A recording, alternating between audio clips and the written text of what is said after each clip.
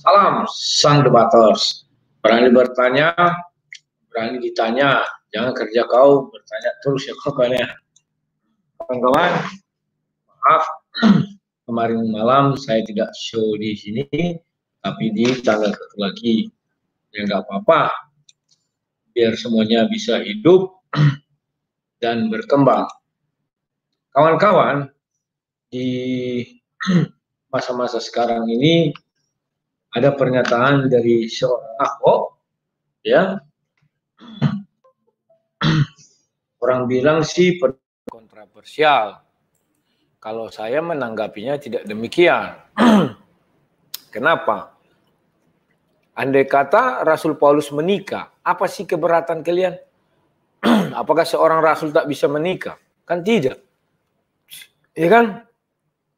Andai kata juga tidak menikah, juga tidak masalah. Kecuali ada larangan seorang Rasul menikah, ya barulah kita seperti kebakaran jenggot gitu ya.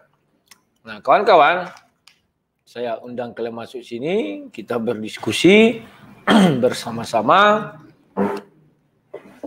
mengenai terserah mau Rasul Paulus kah, mau LGBT kah, mau tentang pernikahan kah, tetapi saya mau memberi kalian sebuah sebuah pandangan dulu bahwa hukum pernikahan yang dibilang di Yesus di Matius 19 itu ya, Matius 19, tolong kalian pahami baik-baik.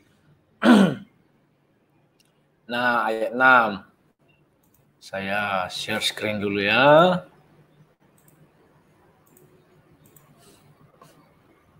Nah, ini.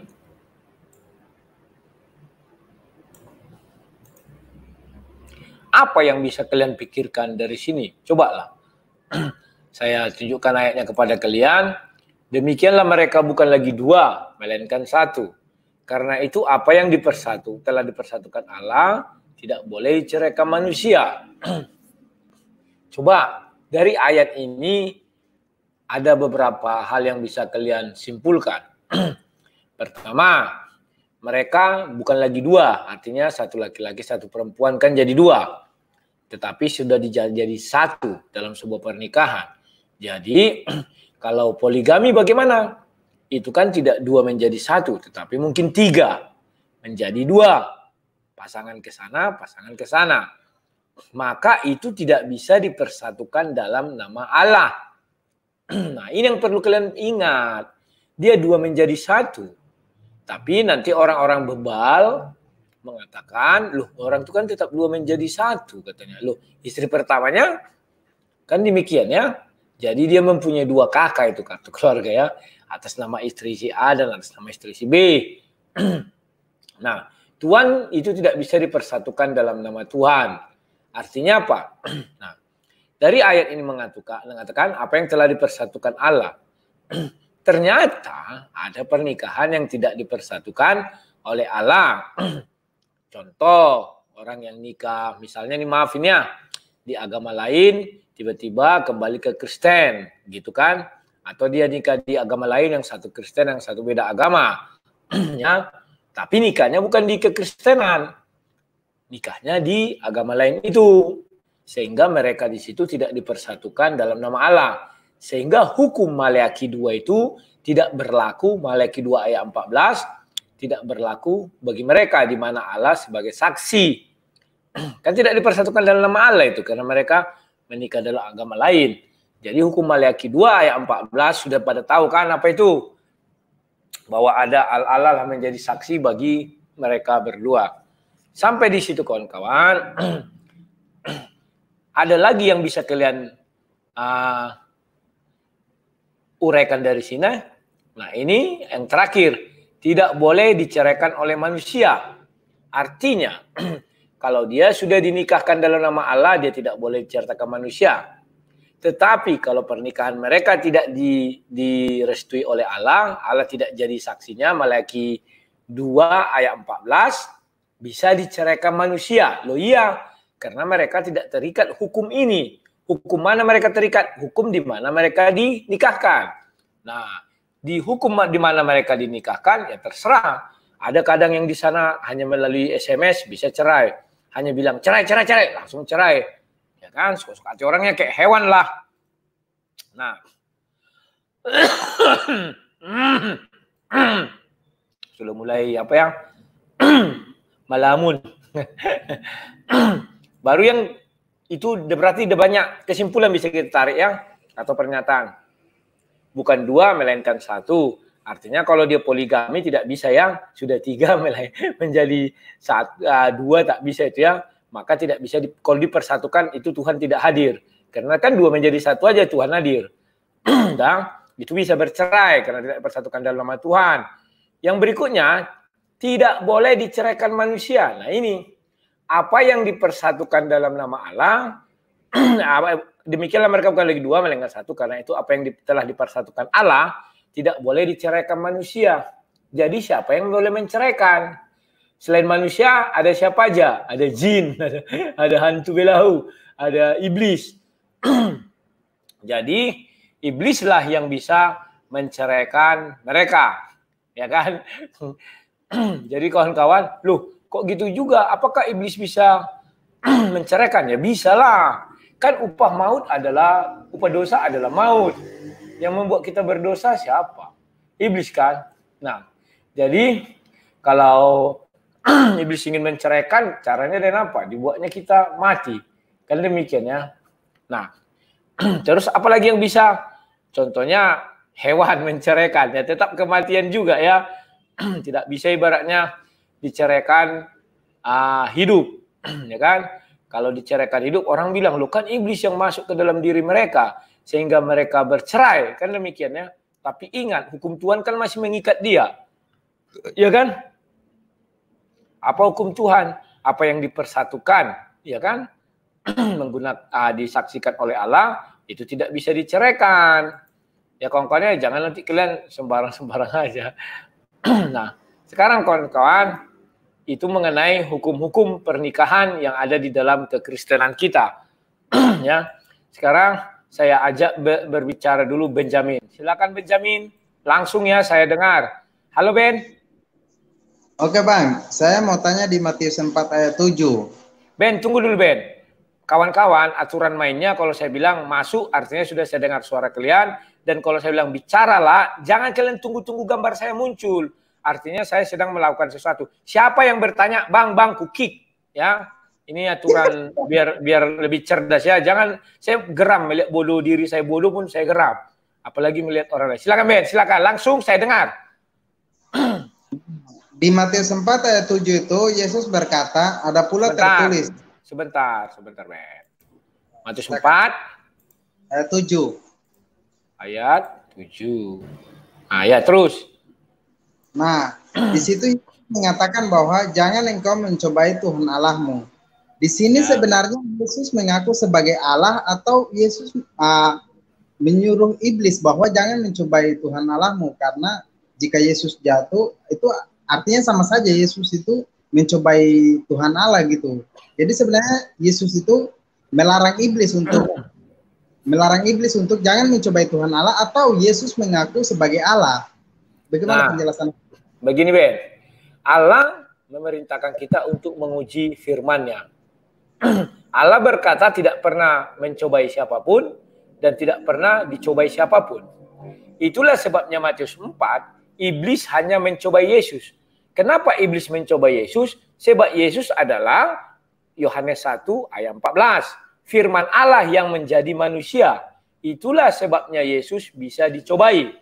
Karena dia firman Allah yang menjadi manusia, ya kan? Nah, tetapi di sini dia sudah menyentuh bukan firman Allah lagi.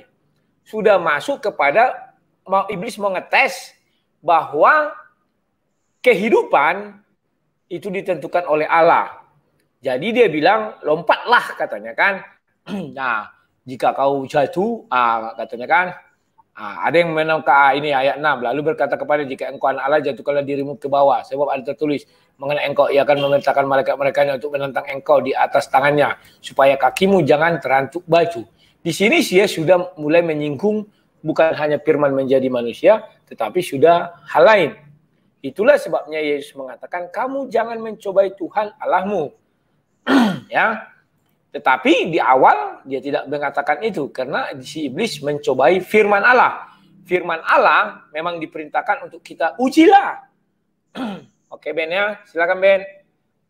Iya Bang, jadi sebenarnya jadi Allah tidak bisa diuji atau gimana Bang? Allah tidak bisa diuji, tidak bisa dicobai. Kan ada ayatnya. Tolong tunjukkan Bang. Tunggu ya. Sambil cerita Ben, terus aku carikan ayat. Karena mencari ayat ini Ben, apa ya tengah ya? Iya, jadi soalnya saya sering dengar dari teman-teman Kristen itu bahwa kamu bukan Kristen? Ya. Halo, kamu bukan Kristen toh? Saya Kristen. Tapi kau bilang dari teman-teman Kristen. Oh iya, berarti kamu punya Kristen, punya teman Kristen ya? Oke. Ya, silakan apa lagi? Saya sering baca di kolom komentar itu biasa mereka teman-teman Muslim bahwa mereka mengatakan begini, jika kamu tidak percaya Yesus sebagai Tuhan, ujilah dia. Maksudnya gimana? Apanya diuji? Yesus itu kan firman Allah. Ya ujilah semua firman Allah. Selesai toh? Jadi yang diuji firmannya ya? Ya, firmannya itu kan Yesus. Itulah sebenarnya si orang merujuk kepada Maleakhi itu ya. Dibilang ujilah aku, kata Tuhan kan. Apa yang diujikan dia berfirman bahwa kalau kalian bawa ini, ku kasih berlipat-lipat. Paham ya Ben ya? Kalau Tuhan bukan tunggu ya, aku mau cari dulu yang bukan untuk dicobai dan bukan untuk mencobai. Ada ayatnya itu, cuman aku cari dulu ya Ben ya. Ada ayatnya. Atau gini aja besok. Nanti sambil lalu ku kasih aja ayatnya gimana? Oh bisa, boleh. Kita lanjut aja. Jadi sebenarnya Yesus tidak mengaku sebagai Allah atau gimana? Loh, Yesus kan memang firman Allah menjadi manusia, gimana sih? Iya. Orang tidak paham konteks ketuhanan Yesus, selalu memaksakan bahwa Yesus itu Bapa yang menjadi manusia. Aneh, aku bilang. Kalau Bapa menjadi manusia, benar dong simsalabim. Artinya surga kosong. Kan demikian. Makanya pernah saya bilang sama orang Kristen, kamu tidak mengerti konteks ketuhanan Yesus. Maka ketika saya bilang Yesus itu mengetahui, tetapi terbatas oleh daging. Kenapa terbatas oleh daging? Karena yang semua pengetahuan Yesus kan dari Bapaknya. Sama seperti saya dengan gambar saya ini saya bilang. Tapi mereka tidak terima. Wah, kau tidak mengerti dui natur Allah katanya. Oh, Allah bukan dui natur, trinatur. Loh kok dui? Dia selalu mengatakan bahwa Yesus itu daging, itu satu natur, satu kesatuan atau tubuh bentuk. Satu lagi yang di sorga kata dia kan. Lalu terus rohnya kemana? Memang Yesus tidak pernah jadi roh. Sekarang Yesus roh. Gimana sih? Makanya aku bilang ingat urutan Yesus itu ada 3. Ya kan? Yesus di sorga, Yesus di bumi turun, dan Yesus kembali ke sorga. Kan demikian. Mereka tidak paham itu. Selalu memaksakan diri bahwa Bapa menjadi manusia. Tidak. Kan sudah saya buat perumpamaan. Firmannya yang diutus menjadi manusia. Lihatlah nanti video-video saya ya mengenai itu. Ada lagi Ben? Iya Bang. Ya, jadi sebenarnya orang Kristen itu kan selalu dituntut meminta bahwa di mana Yesus menyatakan bahwa aku adalah Tuhan atau aku adalah Allah. Nah, ayat itu yang mereka tunjukkan gitu. Ayat mana? Ayat yang tadi yang Matius itu 4 ayat 7 itu. Ya memang iya. Kenapa rupanya kalau ditunjukkan itu? Ya mereka tunjukkan. Jadi maksudnya yang Abang mengatakan tadi bahwa itu firman Allah gitu kan. Jadi yang mereka tunjukkan itu berarti Yesus mengaku sebagai Allah gitu. Terang-terangan secara langsung. Iya. Yesus mengaku sebagai Allah, kan dibilangnya Bapa yang mengutus. Contoh ini biar gampangnya. Ben, ku apakan dulu punyamu ya sebentar ya. Ini. Ben, ini saya utus suara saya nih. Halo Ben, datang kamu bilang, ayah Bang Rudi misalnya. Kenapa kamu panggil ini Bang Rudi? Karena kamu sudah mengenal suara saya, tapi kamu tidak bisa melihat saya. Itulah Kejadian Yohanes 1 ayat 1. Firman bersama-sama dengan Allah, maka firman adalah Allah. Suara saya bersama-sama dengan saya, maka saya adalah Rudi. Kan kamu bilang Rudi terus sama dia. Ingat ya, dari sudut pandangmu dipandang, bukan dari sudut pandangku.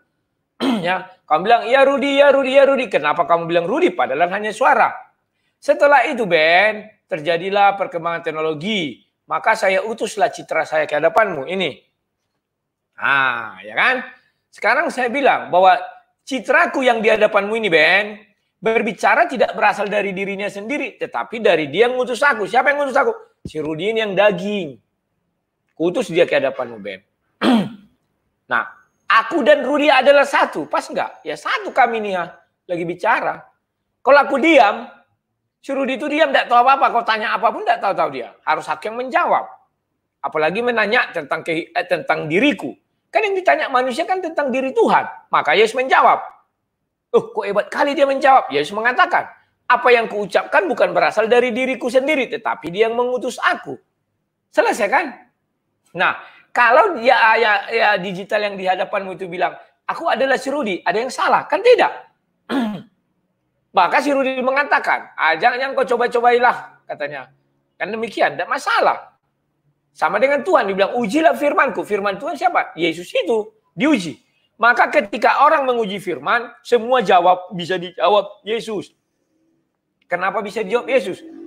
Kan dibilang Yesus, aku bicara bukan dari diriku sendiri, tetapi dia yang mengutus aku. Ya sudah, selesai. Paham ya, Ben ya? Ya, Bang. Oke, yang tadi Abang mengatakan bahwa pengetahuan Yesus itu terbatas karena daging, ya kan? Nah, tetapi inilah orang-orang nggak ngerti konsep mutar-mutar. Ku ajari sekali lagi. Pengetahuan yang di depanku ini, digitalku ini, terbatas apa tidak terbatas mengenai si Rudi. Kalau kau pandang dari sudutmu, dia terbatas, Ben. Karena dia hanya digital. Kalau aku diam gini, bisa dia menjawab kau, Ben? Tak bisa, Ben. Paham ya?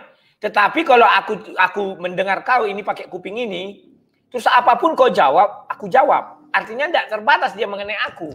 Paham ya? Aduh, orang-orang Kristen ini makin lama kurang mengerti. Jadi digitalku ini mengenai aku, dia tidak terbatas. Asal ku beritahu. Paham ya? Sama dengan Yesus. Mengenai Injil Kerajaan Sorga atau isi sorga, dia tidak terbatas. Asal Bapa berbicara. Kan dia bilang, bukan dari diriku. Tapi ketika Bapa tidak berbicara, itulah dibilang Yesus. Aku tidak tahu, anak tidak tahu kapan hari kiamat. Malaikat pun tidak tahu. Kenapa? Karena aku menjawabnya demikian. Karena aku tidak mau memberitahu sama kalian. Nah, kan demikian. Itulah keterbatasannya. Kenapa? Ada digital saya ini membuat terbatas. Dia tidak bisa tahu kalau nggak aku beritahu. Tetapi andai kata Yesus itu 100% Allah turun, atau dalam artian Bapa menjadi Yesus dan surga kosong, barulah tidak terbatas. Paham nggak? Artinya semua yang diucapkan Yesus, ya Bapa itu sendiri yang ucap langsung. Tetapi ini kan tidak. Yang diutus firman-Nya menjadi manusia. Baru citranya menjadi manusia. Bukan Bapa itu menjadi manusia. Orang Kristen banyak tidak paham konsep ketuhanan Yesus. Selalu mengira Bapa menjadi manusia. Jadi bahan tembaklah itu sama simsalabim. Yesus disalib, mati. Berarti Tuhan mati. Siapa yang mengurus surga ini? Yang mati itu daging digital saya ini mati. Saya yang asli mati nggak? Masih bersuara-suara ini. Cuman saya tak ngirim digital saya lagi. Yang mati ya digital saya itu. Saya hidupkan lagi. Aku memberikan nyawaku untuk menerimanya kembali. Selesai. Paham ya? Oke Benjamin, takutku kau putar-putar di situ kayak gasing. Kita lanjut lagi karena banyak yang antri ya. Sejarah, silakan sejarah. Malam Lai. Sejarah. Malam Lai. Silakan, ayo. Ya. Iya, silakan, ku dengar. Minta izin Lai, mau bahas sedikit tentang sejarah ini. Ini untuk menanggapi silakan berbicara. Sebentar, silakan berbicara, aku dengar. Kalau kamu nanya, Lai, ku kick. Silakan. Oke, sip. Ini untuk menanggapi saudara kita Farudin dari agama sebelah kemarin yang debat dengan Lai. Dalam debat kemarin, saudara Farudin beberapa kali menyinggung kata zaman kegelapan lebih dari 1000 tahun yang terjadi di Eropa. Pasca Alkitab di kanon. seakan-akan Alkitab yang sudah di kanon tersebut membawa umat Kristen ke dalam kegelapan. Di sini saya mau katakan bahwasanya zaman kegelapan di Eropa tidak ada hubungannya dengan jalan keselamatan umat manusia yang dibahas kemarin. Justru jika kita mau jujur dan belajar sejarah secara benar, jika kita mau berkaca berdasarkan fakta sejarah dengan menggunakan keilmuan, kecerdasan, dan segenap akal budi, maka ada banyak klaim sebenarnya yang tidak sesuai dengan sejarah yang sering kita dengar pada agama sebelah disampaikan lewat ceramah-ceramah. Misalnya ada klaim bahwa Nabi Adam sampai Nabi Isa itu beragama Islam dan melakukan sholat bahkan. Ini tidak sesuai catatan sejarah.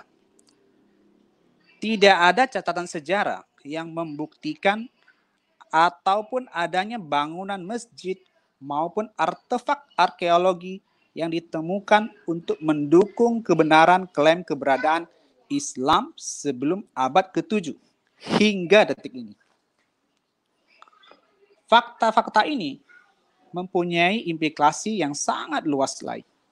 Misalnya, yang pertama, jika tidak sesuai sejarah, terus bagaimana kebenaran catatan kitab suci tersebut? Itu yang pertama. Yang kedua, jika tidak sesuai sejarah, apakah Tuhan yang menurunkan kitab suci tersebut lupa atau tidak tahu sejarah? Yang ketiga, jika mau sesuai ajaran sejarah, kenapa nama pencipta Allah Abraham, Ishak, dan Yakub bisa berganti nama? Nah, kembali ke kalimat zaman kegelapan tadi. Perlu diketahui bahwa disebut zaman kegelapan karena pada masa inilah Eropa mengalami kemunduran. Dimulai dari pecahnya Kekaisaran Romawi sampai pada akhirnya benar-benar terpecah menjadi banyak kerajaan-kerajaan kecil. Pada masa ini banyak sekali timbul peperangan sehingga ilmu pengetahuan, sastra, seni, dan budaya menjadi terpinggirkan. Inilah yang disebut dengan zaman kegelapan itu. Nah, pada zaman ini pula, kekristenan berkembang sangat pesat di seluruh Eropa. Di sinilah letak poin penting yang jarang sekali orang perhatikan lain. Misalnya, pernahkah kita bertanya, kok kekristenan bisa menyebar begitu cepat, bahkan sampai ke puncak pemerintahan Kekaisaran Romawi saat itu? Padahal ajaran ini berasal dari negeri yang dijajah. Dan kekristenan bahkan menjadi agama resmi dari si penjajah tersebut. Oke, Pak Sejarah, Ya. ada lagi? Ya. Karena Ya, ini kita sebenarnya bukan tentang sejarah. Iya Kan lah, judulnya benar. jelas. Nah, ini fakta sejarah lah. Kemarin kan menyinggung fakta sejarah lah. Enggak, maksudku judul Nah. kita nggak dibaca tadi. Ya, gimana lah? Judul diskusi kita nggak dibaca tadi. Nggak dibaca lah tadi saya. Oh, bacalah mengenai pernikahan. Nah ini, oke ya. Nanti kita bicara sejarah lagi Pak Sejarah ya. Oke, makasih Oke, ya. Lai. Yuk Makasih. sama-sama. Desman Channel, kok Pak Rudi kalau disapa nggak enak gitu? Loh, kalian yang nggak enak, ya kan? Ketika nanti saya katakan, halo, silakan bicara, saya dengar. Terus saya kan melakukan banyak hal di sini, terutama minum, makan kue karena asam lambung, otak kalian nggak ada. Kalian tidak berpikir bahwa orang itu ada keterbatasan, kan sudah berkali-kali saya bilang. Jadi tidak mungkin saya makan-makan gini kalian lihat, sudah itu batuk-batuk kalian lihat. Tidak, nggak sopan kawan-kawan ya. Dan itu sakit di telinga kawan. Karena batuk, oh katanya kan. Jadi mengertilah kalian. Siapa tidak mengerti berarti keledai. Keledai itu bodoh, dia tidak mau mengerti apapun. Yang dilihatnya itu aja yang dipikirkannya di kepalanya. Ya kawan-kawan ya, jangan kalian seperti standar-standar si Desman ini. Dia adalah keledai. Yang di otak dia bahwa semua orang harus perfect. Tidak, saya ada keterbatasan, ada penyakit. Dia tidak mungkin saya langsung tiap hari langsung nongol gini, tidak. Saya tutup dulu, saya batuk, saya makan kue ya kawan-kawan. Tak mungkin ya saya tunjukkan kalian makan kue. ini saya minum. Ya kawan-kawannya, tolonglah dimengerti. Kecuali saya sehat, saya tidak pernah begitu. Dari dulu kan tidak pernah kan? Masuk-masuk aja. Sekarang kalau saya bilang silakan bicara, saya dengar. Tetapi kalian tidak percaya sama saya bahwa saya mendengar. Saya dengar. Kalau saya tidak pakai ini kan bisa saya pakai ini. Ada namanya soundcard. Jadi kalau saya matikan, suaranya keluar langsung dari laptop. Mohon kalian gunakanlah kepala itu dengan semaksimal mungkin. Nanti kalian mengatakan, kok sang debater ngomongnya begitu? Iya, saya orangnya dari dulu begitu. Saya mengajak kalian berpikir jernih, isi kepala harus dibuka, tahi-tahinya dikeluarkan dulu. Yang kosong kita isi. Paham ya kawan-kawan ya? Jangan hal-hal kecil pun nanti datang lagi komen. Ini cukup satu kali saya komen. Selebihnya kalau kalian komen, biarkan saja. Saya tidak ambil pusing. Kawan-kawan, kita sekarang kembali ke topik. Kita akan mengangkat mengenai pernikahan, KB, LGBT, dan sebagainya sesuai kitab suci. Ya, kawan-kawan. Sekarang, ada sekarang fenomena Ahok mengatakan, andai kata Yesus umur 40 tahun, maka Yesus pasti menikah. Dia bisa mengatakan pasti kawan. Karena menurut Ahok, bahwa Yesus itu diangkat menjadi imam berdasarkan hukum Lewi atau hukum Taurat. Ternyata tidak. Di Ibrani 7 dikatakan dia diangkat menjadi imam berdasarkan hukumnya Melkisedek. Paham ya kawan-kawannya? Sehingga hukum Lewi apapun tidak terikat kepada Yesus. Itu satu kekeliruan. Kemudian pernyataan Ahok yang kedua adalah bahwa dia bilang Rasul Paulus menikah. Waktu itu saya belum tonton videonya kawan. Waktu kalian tanya. Tetapi saya pasti tahu, langsung berasumsi. Memikirkan apa yang dia pikirkan. Yakin ya? Saya sumpah saya belum tonton videonya. Saya tonton baru kemarin pagi ya. Kemarinnya satu lagi pagi ya. Sebelum saya live kemarin lah. Nah, saya bilang dia pasti mengambil 1 Korintus 7 itu. Dan pas. Kenapa hal ini sudah pernah saya bahas. Ya, saya kasih kalian satu ayat lagi ya.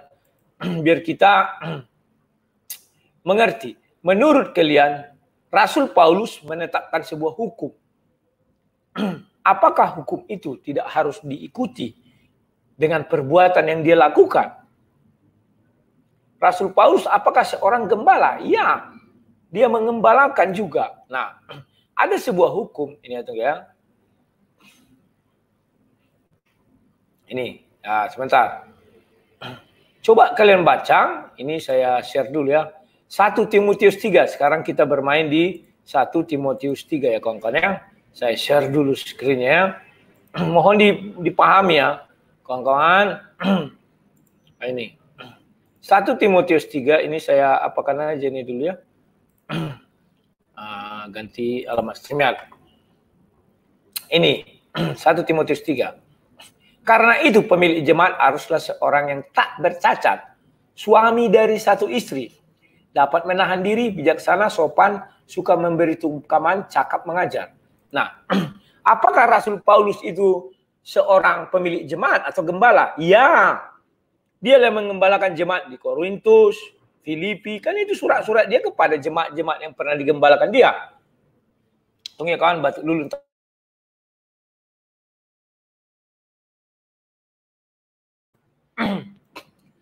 Jadi kawan-kawan, ini dikatakan Paulus, artinya dia sudah memberi teladan yang baik sebelum dia mengucapkan ini. Karena itu pemilik jemaat harus seorang yang tak bercacat. Artinya Paulus dalam hal ini bercacat bagaimana? Suami dari satu istri. Bahwa Rasul Paulus itu, kalaupun menikah dia suami dari satu istri. Dapat menahan diri, bijaksana, sopan, suka, memberi tumpangan, cakap, mengajar. Bukan peminum, bukan pemarah, melainkan peramah, pendamai, bukan hamba uang. Seorang kepala keluarga yang baik, disegani dan dihormati oleh anak-anaknya. Kalau dia seorang kepala keluarga yang baik, disegani dan dihormati anak-anaknya, apakah dia mungkin bercerai? Kutanya lu kalian. Baru dilanjutkan Paulus, jikalau seorang tidak tahu mengepalai keluarganya sendiri, bagaimanakah dia dapat mengurus jemaat? Janganlah ia seorang yang baru bertobat, agar jangan ia menjadi sombong karena kena hukum iblis. Jadi kawan-kawan, andai kata Rasul Paulus mempunyai istri, istrinya pasti satu, ya kan? dan dia bisa mengepalai keluarganya sendiri. Ya kan? Seorang kepala keluarga yang baik, kalau dia meninggalkan istrinya dan bercerai, artinya dia tidak layak menjadi gembala. Rasul Paulus adalah pemilik jemaat juga ya kawan-kawan ya. Oke, kita lanjutkan, ini sudah banyak yang ngantri. Lanjut, Joki, silakan Joki. Selamat malam, Lai. Malam-malam. Selamat malam, Aku dengar, bicara langsung, aku dengar ya. Coba buka Matius 19 ayat bab 19 ayat 9. Matius 19 ayat 19, bab 19 ayat 9.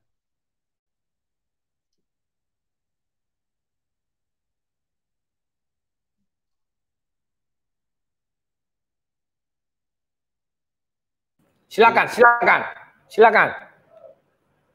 Itu dikatakan, tetapi aku berkata kepadamu, barang siapa menceraikan istrinya kecuali karena zina, lalu kawin dengan perempuan lain, ia berbuat zina. Artinya ayat itu boleh bercerai kalau istri kedapatan berzina, atau gimana, Lai? Ya, oke, saya jelaskan ya. Sebenarnya zina ini dibenci oleh Tuhan. Bentar ya. Karena Allah mengumpamakan orang yang menduakan Tuhan itu sebuah perzinahan. Saya matikan dulu, alamatnya ada penuh ya. Mengumpamakan sebuah, kita misalnya satu orang menyembah dua Tuhan. Satu Baal, satu Allah. Abraham, Tuhan Abraham, Ishak dan Yakub. Itu sama dengan berzina. Maka Tuhan benci sekali hal itu. Dan dia menghukum orang tersebut. Ya. Maka kalau kita berzina, itu bisa bercerai. Dasarnya di mana? Kita buka Ulangan 24. Kita buka ya. Ulangan 24. Ini. Ulangan 24 dikatakan ada kelihatan ayatnya ya. Ini. Apabila seorang mengambil seorang perempuan dan menjadi suaminya, dan jika kemudian ia tidak menyukai lagi perempuan itu, sebabnya ada ya, tidak menyukainya, didapatinya orang tidak senonoh padanya. Lalu ia menulis surat cerai dan menyerahkannya ke tangan perempuan itu. Sesudah itu dia menyuruh pergi dari rumahnya. Jadi kalau perzinahan, ibaratnya kita punya istri, kita melihat, tapi melihat loh dibuat sini ya, sebab didapati artinya ketangkap tangan. Bukan kata orang, katanya, ya kan? Tapi didapati artinya ketangkap tangan, kita bisa mengetahui dan ada pengakuan. Maka dibuat di sini bisa kita buat surat cerai dan suruh dia pergi. Ya kawan-kawan ya, itulah makanya di Matius 19 ayat 9 dikatakan boleh. Lanjut, apalagi Joki? Ya. Ada lagi yang tentang Tritunggal, boleh ya? Aduh, boleh, jangan dulu kita tentang ini dulu. Oh iya, kalau gitu cukup sekian aja. Terima kasih ya Coki ya. Ya jangan, biar kita enak lah, enggak usah lebar sana. Oke, langsung masuk Andre. Andre, silakan Andre. Halo, Andre, salam Farudi. Suaramu kedengaran, kamu bicara, saya dengar. Silakan. Siap, Bang. Bang, ini kita membahas tentang pernikahan aja, Bang ya? Nggak boleh yang lain, Bang ya? Kan sudah aku bilang, jangan tanya lagi. Iya, Bang. Oke, Bang, gini, Bang. Ada judulnya, apalagi kurangnya. Belajarlah cerdas, smart. Oke, kamu Oke, Bang, bicara, siap. jangan bertanya lagi ya. Aku mau batuk nih. Iya, Bang. Bang, ini tentang masalah yang katanya Ahok itu kan berkata Yesus itu kan nikah. Sekarang saya mau bertanya ke Abang. Sebelum Ahok menyatakan Yesus itu nikah kan, pernah kan ada sebuah film, novel, karya fiksi yang mengatakan bahwa Yesus itu nikah dari karya Leonardo da Vinci Code. Ya, benar, Bang. Ya, begitu Abang udah tahu lah. Tetapi dalam hal ini apa namanya, Bang? Belum ada tanggapan dari pihak-pihak Kristen tentang novel ini. Kalau menurut Abang gimana tentang novel ini Leonardo da Vinci? Menurutku orang Kristen tidak perlu menanggapi hal itu. Karena itu adalah sebuah cerita fiksi. Ya, Bang. Dan orang Kristen memang tidak disuruh menanggapi itu. Lebih bagus kau sebarkan aja Injil.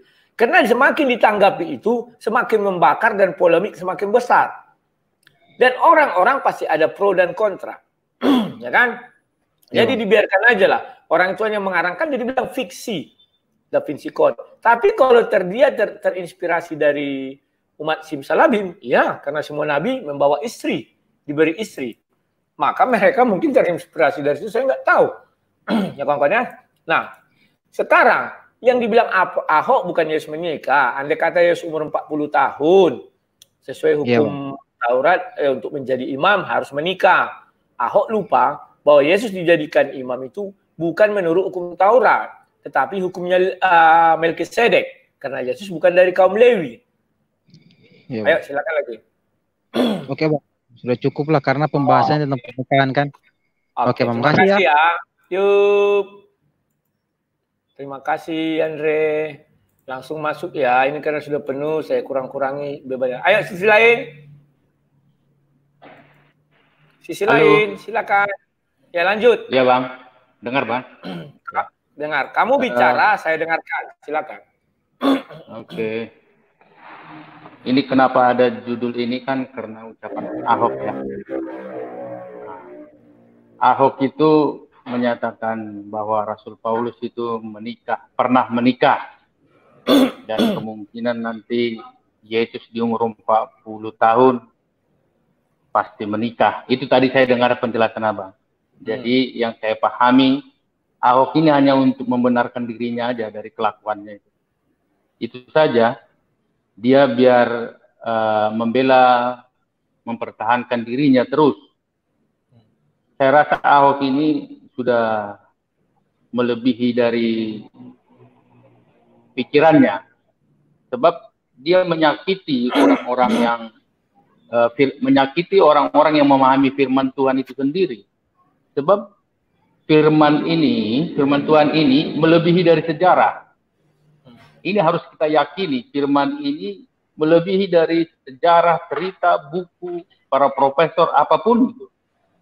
Melebihi itu, sebab ini yang menulis ini pada zaman itu, kita tidak ada saksinya di sekarang ini. Jadi ini menyakiti hati orang, terutama orang Katolik, yang meyakini Rasul Paulus itu tidak pernah menikah. Nah, kekristenan itu muncul di abad ke-15. Muncullah buku-buku. Saya rasa Ahok membaca dari buku, bukan dari firman Tuhan. Bukan dari Alkitab, dia baca buku, saya yakin itu. Kalau menurut keterangan Abang tadi, makanya saya masuk, karena tadinya saya tidak komentar, hanya mendengarkan saja. Tapi Abang sudah cerita kenapa muncul judul ini. Saya juga belum mendengar video Ahok itu ya. Belum mendengar, tapi ada yang membahas juga dari kemarin. Tapi videonya saya tidak pernah dengar. Yang pasti, Ahok ini akan mati-matian membela kelakuannya. Dia akan sekarang sudah ambil contoh Rasul Paulus yang dulunya karena dia tadi dibilang imam ya. Padahal dari mudanya dia sudah imam. Umur masih muda ya, saya baca firman Tuhan masih muda. Jadi saya rasa dia ini hanya untuk membenarkan dirinya. Saya bisa masukkan kalau psikolog ini gangguan jiwa ringan. Apalagi sampai menyatakan Yesus itu akan menikah apabila berumur 40 tahun. Yesus itu bukan manusia biasa. Siapa yang pantas untuk pendamping Yesus itu sendiri? Apakah dia berpikir sampai di situ? Saya rasa dia hanya untuk membela dirinya. Itu aja, Bang. Oke, gitu aja. Itu aja saya rasa. Ya. Oke. Terima kasih ya. Oke. Kawan-kawan, ada satu ayat lagi yang mendukung pernyataan ini, ya. Hati-hati ya kawan-kawan, ini ayatnya 1 Korintus 9. Ya, ayat 5. Ya. Tidakkah kami punyai hak untuk membawa seorang istri Kristen dalam perjalanan kami, seperti yang dilakukan rasul-rasul lain dan saudara-saudara Tuhan dan Kefas? Kalau kalian hanya mengambil ayat 5 ini, maka Rasul Paulus memang memiliki istri. Karena ditulis di sana adalah kami. Tidakkah kami? Maaf kawan-kawan, saya sambil makan permen biar agak apa tenggorokannya. Jangan kalian kritik-kritik. Cerdaslah cerdas. Yang kayak keledai itu yang nggak penting diurus-urus ya. Tidakkah kami mempunyai hak untuk membawa seorang Kristen? Seorang istri Kristen. Ingat, istrinya harus Kristen loh. Ahok bilang ada kemungkinan dia dan istrinya beda agama. Bahwa dulu dia adalah orang Yahudi, setelah itu dia menjadi Kristen, maka istrinya adalah Yahudi dan si Rasul Paulus adalah Kristen. Ayat ini mematahkan pernyataan Ahok. Tidakkah kami mempunyai hak membawa seorang istri Kristen? Kenapa harus dituliskan seorang istri Kristen? Untuk menangkis semua fitnah terhadap Rasul Paulus. Rasul Paulus tidak tahu dia bahwa akan difitnah. Tetapi ini adalah Roh Kudus yang diilhamkan Roh Kudus dalam penulisan ayat-ayat Alkitab. Sehingga ketika, kan itulah hebatnya Bibel ini. 1000 tahun, 2000 tahun, sampai akhir pun dia bisa menjawab. Nah, Ahok mengatakan tersebut dah patah oleh ini. Tidakkah kami mempunyai hak untuk membawa seorang istri Kristen? Paham ya? Dalam perjalanan kami seperti yang dilakukan Rasul lain, saudara-saudara Tuhan dan Kefas. Paham? Saudara-saudara Tuhan misalnya Yakobus. Saudara Tuhan dan Kefas, Simon Petrus. Ya, mereka ternyata membawa istri-istrinya yang Kristen di dalam pelayanannya. Maka Rasul Paulus mengatakan tidak kami punya hak. Dia punya hak. Nah, ayat 5. Atau hanya aku dan Barnabas saja yang tidak mempunyai hak untuk dibebaskan dari pekerjaan tangan. Bahwa Barnabas dan Rasul Paulus katanya atau hanya kami aja. Orang lain bawa istri, kami tidak. Nah, kira-kira begitu ya kawan-kawan ya. Oke. Yang lanjutnya, siapakah yang pernah turut dalam peperangan atas biaya sendiri? Siapa yang mau? Itu nanti kalian baca sendiri ya. Ayat 7 ini sering saya buat dasar dari dulu sampai sekarang. Ketika orang bertanya, kenapa sih kamu minta dukungan dari orang? Nah ini biar kalian langsung paham ya. Saya ini orangnya belak-belakan, terserah kalian mau bilang apa. Ketika saya meminta dukungan dari saudara-saudara seiman saya, ada yang bertanya, inilah jawabnya. Siapakah yang pernah turut dalam peperangan atas biaya sendiri? Siapakah yang menanami kebun anggur dan tidak memakan buahnya? Atau siapakah yang menggalakkan kawanan domba dan tidak minum susu dari domba itu? Ya kawan-kawannya, ini hanya selintas saja. Oke, selesai. Saya masukkan lagi Luchkuliu. Ya, halo. Ya. Shalom, Bang Rudi. Shalom. Cuman ini gini, Bang Rudi.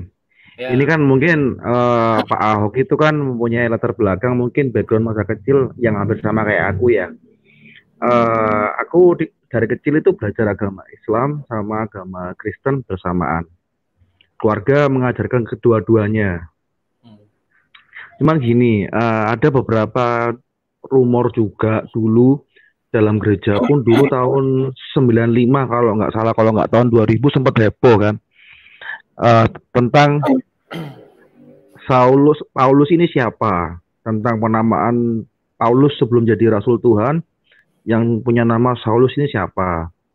Ada yang bilang Saulus ini adalah Muhammad itu sendiri. Jadi aku lupa juga ada ajaran gereja yang mempercayai itu gitu loh.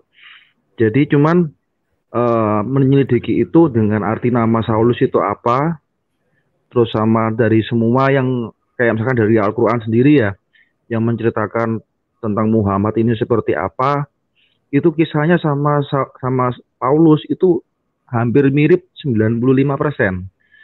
Cuman perbedaannya dari habit cara melihat dia itu siapa gitu loh. Misalkan kayak gini, kalau di Alkitab di Timotius ataupun di Korintus itu kan ditulis bahwa Rasul Paulus itu menolong janda-janda yang istilahnya dia di rumah Tuhan toh. Tapi di habit dengan adat dan budaya yang berbeda, itu kalau ngumpulin janda-janda harus dinikahi atau gimana dengan kebudayaan yang berbeda. Jadi cara istilahnya kan dulu kan makan ada omongan atau ternyata Al-Quran itu sebetulnya ngiplak Alkitab, tapi dengan memaksakan dengan cara pandang budayanya Arab itu sendiri bagaimana gitu loh, yang berbeda budaya sama adat budaya Yahudi sama Roma. Apalagi Paulus kan punya double kewarganegaraan. Dia diakui Yahudi, tapi juga dia diakui warga negara Roma pada zaman itu gitu loh. Dan kalau nggak salah Arab itu kan Di Galatia 1 kan si Petrus kan pernah ke Arab waktu pertama kali menerima habis setelah menerima Tuhan dalam bentuk cahaya itu kan dia juga ke Arab juga di Galatia 1 kalau nggak salah itu. Jadi itu kan jadi habit perselisihan antara ada yang bilang Paulus ini menikah, ada yang bilang enggak gitu loh. Dan di ayat yang Bro Rudi tadi tangkap itu pun masih, kalau menurut aku masih yang Korintus tadi ya, itu pun masih ambigu dalam arti gini. Jadi mungkin kan Rasul Paulus sebelumnya punya istri, karena dia nggak, yang mungkin istrinya dia yang itu nggak mau percaya Tuhan Yesus, nggak mau jadi seorang Kristen, terus habis itu ditinggalin atau gimana kan nggak tahu. Dalam sejarahnya seterusnya setelah dia merubah nama jadi Paulus, dia tidak menikah ataupun tidak berhubungan dengan wanita siapapun gitu loh. Itu bisa jadi kan ada kemungkinan celah di situ gitu loh, istilahnya kan kayak gitu. Dan kayak misalkan kalau kita ngomong Muhammad ya, Nabi Muhammad itu sendiri kan kalau kita ngomong konteks Rasul sama Nabi, Kristen dan Islam kan beda konteksnya. Pemahaman Rasul di Kristen itu kan sama dengan Nabi di Islam. Kalau pemahaman Nabi di Islam sama dengan Rasul di Kristen, itu kan pemaknaannya beda. Yang kita penyerapan di Indonesia gitu loh. Jadi kayak pemaksaan untuk Rasul harus sama Rasulnya dengan Kristen sama Islam masih beda. Soalnya kan adatnya dari Arab sama dari Yahudi kan beda. Oke, gitu aja. Ya kayak gitu sih Bro Rudi. Aku juga masih bingung. Cuman kayak masalah kisah Nabi Muhammad kayak sapu tangan atau apa, semuanya kan mirip semua kayak kisah Rasul Paulus gitu loh. Cuman yang membedakan itu tiba-tiba ada di tahun berapa ada. Dan juga orang kan dulu yang jadi perdebatan selisih tahunnya antara Hijriah dengan Masehi. Oke, gitu. Kalau di sejarah kan di Masehi itu ada selisih, ada pergantian jumlah bulan 3 kali kalau nggak 4 kali. Sebelumnya kan pertama cuma 10 bulan. Kalau head to head dikurangi mungkin bisa sama gitu loh. Tapi kalau mamanya dihitung hari versus hari kan jadi ketemu gitu loh. Yang kedua itu kan kemungkinan dari bidat Arius atau apa gitu yang membuat Kristen itu pecah. Dan Islam itu pecahan dari Kristen juga sebelumnya gitu sih. Yang aku pernah baca dan pernah heboh dulu itu kayak gitu.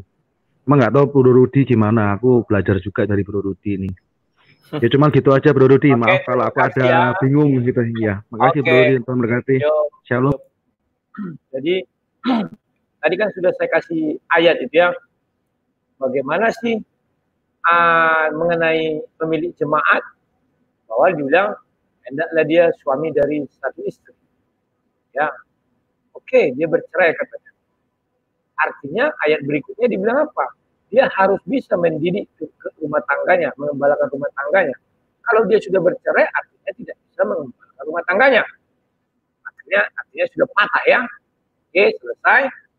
Nah, kemudian ada cerita begini-gini mirip sama lah ya kan.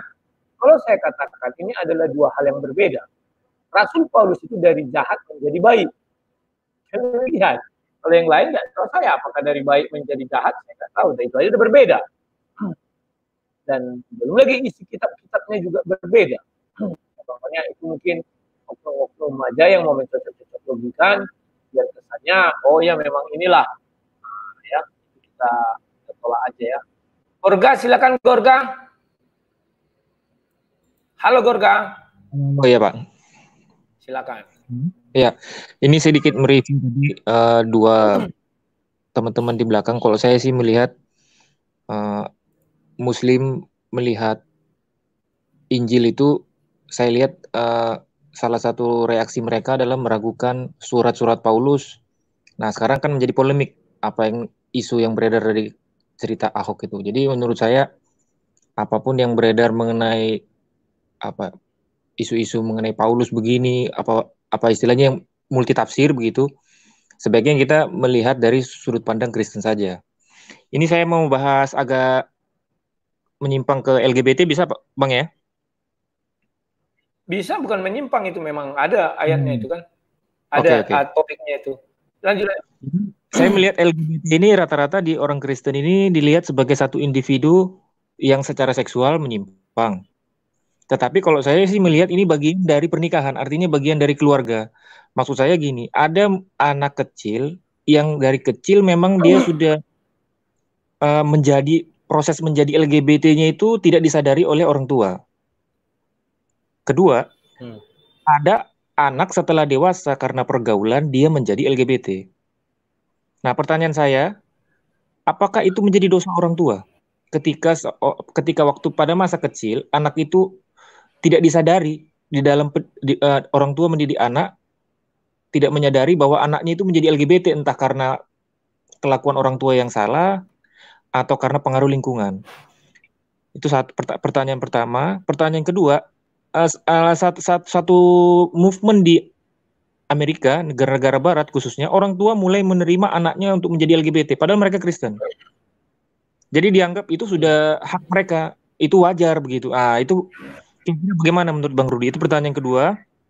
Pertanyaan ketiga, bagaimana ketika saya nggak tahu LGBT ini bisa sembuh atau tidak, atau permanen, istilahnya saya menyebutnya permanen tanda petik, karena belum bisa betul-betul dipastikan pulih. Saya belum bisa memastikan secara dari informasi juga saya belum tahu ya. Artinya ketika misalnya saya LGBT, terus saya merasa saya sudah lumayan sembuh misalnya, terus saya mau menikah nih Bang. Tapi saya belum bisa memastikan betul-betul apakah saya ini sudah betul-betul murni pria, tidak LGBT lagi begitu. Nah, ketika saya mau menikah itu kira-kira bagaimana itu Bang? Gereja kan juga nggak bisa melihat ini. Nah, itu kira-kira ya kira 3 pertanyaan itu aja Bang. Jadi saya ulangi lagi nih, pertanyaan pertama, apakah dosa orang tua ketika gagal menyebabkan anaknya menjadi LGBT atau mendukung anaknya menjadi LGBT setelah dewasa? Baru kedua, seorang LGBT yang ingin menikah yang belum yakin posisinya sudah sembuh atau tidak. Terus ketiga, sekalipun dia anak itu memutuskan untuk menjadi LGBT, apakah itu juga menjadi dosa orang tua? Oke. Itu aja. Terima kasih Bang. Oke, terima kasih ya. Kawan-kawan, mengenai LGBT ini kemarin sudah saya jelaskan, itu ada di Imamat 18. Sekarang kita buka dulu Imamat 18 itu apa ya, biar kalian semua paham apa yang dimaksudkan di situ. Dilarang ya kawan-kawan ya.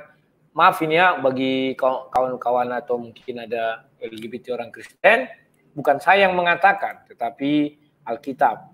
Mohon dimengerti karena kita pun sekarang sedang bicara kitab suci ya, Imamat 18. Ini kawan-kawan ya, di dalam Imamat 18 ini jelas dikatakan seperti ini, 20 ya. 22, janganlah engkau tidur dengan laki-laki secara orang bersetubuh dengan perempuan, karena itu satu kekejian. Artinya pada saat itu Allah marah jikalau seorang laki-laki bersetubuh dengan seorang laki-laki seperti seorang laki-laki kepada perempuan. Ya. Nah, kenapa? Itu adalah satu bentuk. Dan sebaliknya, kalau kitab suci ini kan dibilang sepadan, laki-laki dan perempuan itu sepadan, cuma perempuan penolong. Oke? Ada yang bertanya, apakah ada itu di perjanjian baru? Nah, saya bukakan ya, Roma 1 ayat 27. Ya. Roma 1 ayat 27. Saya buka dulu ya. Roma ayat 27. Di sini juga ternyata Rasul Paulus mengkritisi orang-orang ini. Demikianlah juga suami-suami meninggalkan persetubuhan yang wajar dengan istri mereka dan menyala-nyala dengan birahi mereka seorang terhadap yang lain sehingga mereka melakukan kemesuman laki-laki dengan laki-laki, dan karena itu mereka menerima dalam diri mereka balasan yang setimpal untuk kesesatan. Jadi Alkitab mengatakan ini sebuah kemesuman dan kesesatan. Ingat loh, ada kata sesat di sana. Bukan hanya mesum tapi kesesatan. Namun dewasa ini makin berkembang ya. Mereka memandang tidak lagi dari iman tetapi dari hak asasi. Ditaruh hak asasi di atas, baru iman mengikuti hak asasi itu, dan iman ini dilindungi oleh hak asasi itu. Sehingga mereka mengatakan kami juga punya hak yang sama di dunia yang hidup ini, di dunia ini. Kan demikian. Saya kalau sudah bicara ke arah situ, saya nggak bisa mengapa-ngapa lagi. Karena ini mengenai hak asasi, nanti itu bicara sama Komnas HAM atau bicara yang lain. Saya hanya bicara dari kitab suci. Ternyata baik di perjanjian lama ataupun di perjanjian baru itu sudah tertulis tidak bisa, dan itu dikatakan kesesatan, dan Allah marah sekali itu ya, sehingga Sodom dan Gomora dihancurkan. Ya kawan-kawan ya. Jadi pahami kalianlah apa yang dimaksud dalam ayat-ayat ini. Bukan saya yang mengatakan, tetapi firman Tuhan. Ya. Nah, apakah bisa sembuh? Saya juga tidak masuk ke ranah sana. Karena itu saya sudah ngurusin nanti yang namanya kedokteran lagi ini segala macam. Ya. Apakah dia tahu? Ya jelas dia tahu. Apakah dia sembuh? Inilah terkadang sulit kita katakan. Ada yang bisa bersaksi dia bisa katanya. Ada yang kembali lagi. Saya nggak tahu, jadi bisek. Ya kan? Tetapi intinya saya hanya mau bicara dari Alkitab bahwa itu bukan ajaran Kristen. Itu adalah kesesatan, penyimpangan ya kawan-kawan ya. Itu yang bisa saya jelaskan.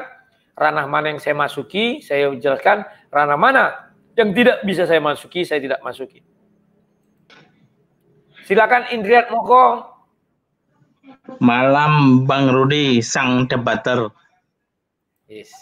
Lanjut. Berkaitan dengan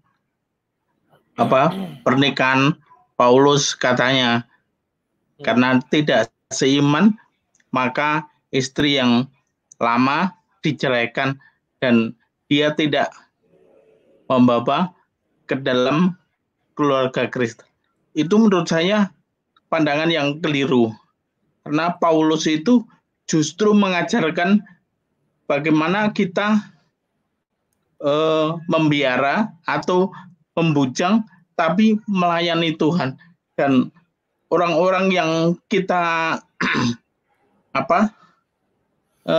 kita angkat di sini atau pernikahan yang kita angkat di sini itu adalah punya makna lain, yaitu mana bagaimana kita beribadah kepada Tuhan.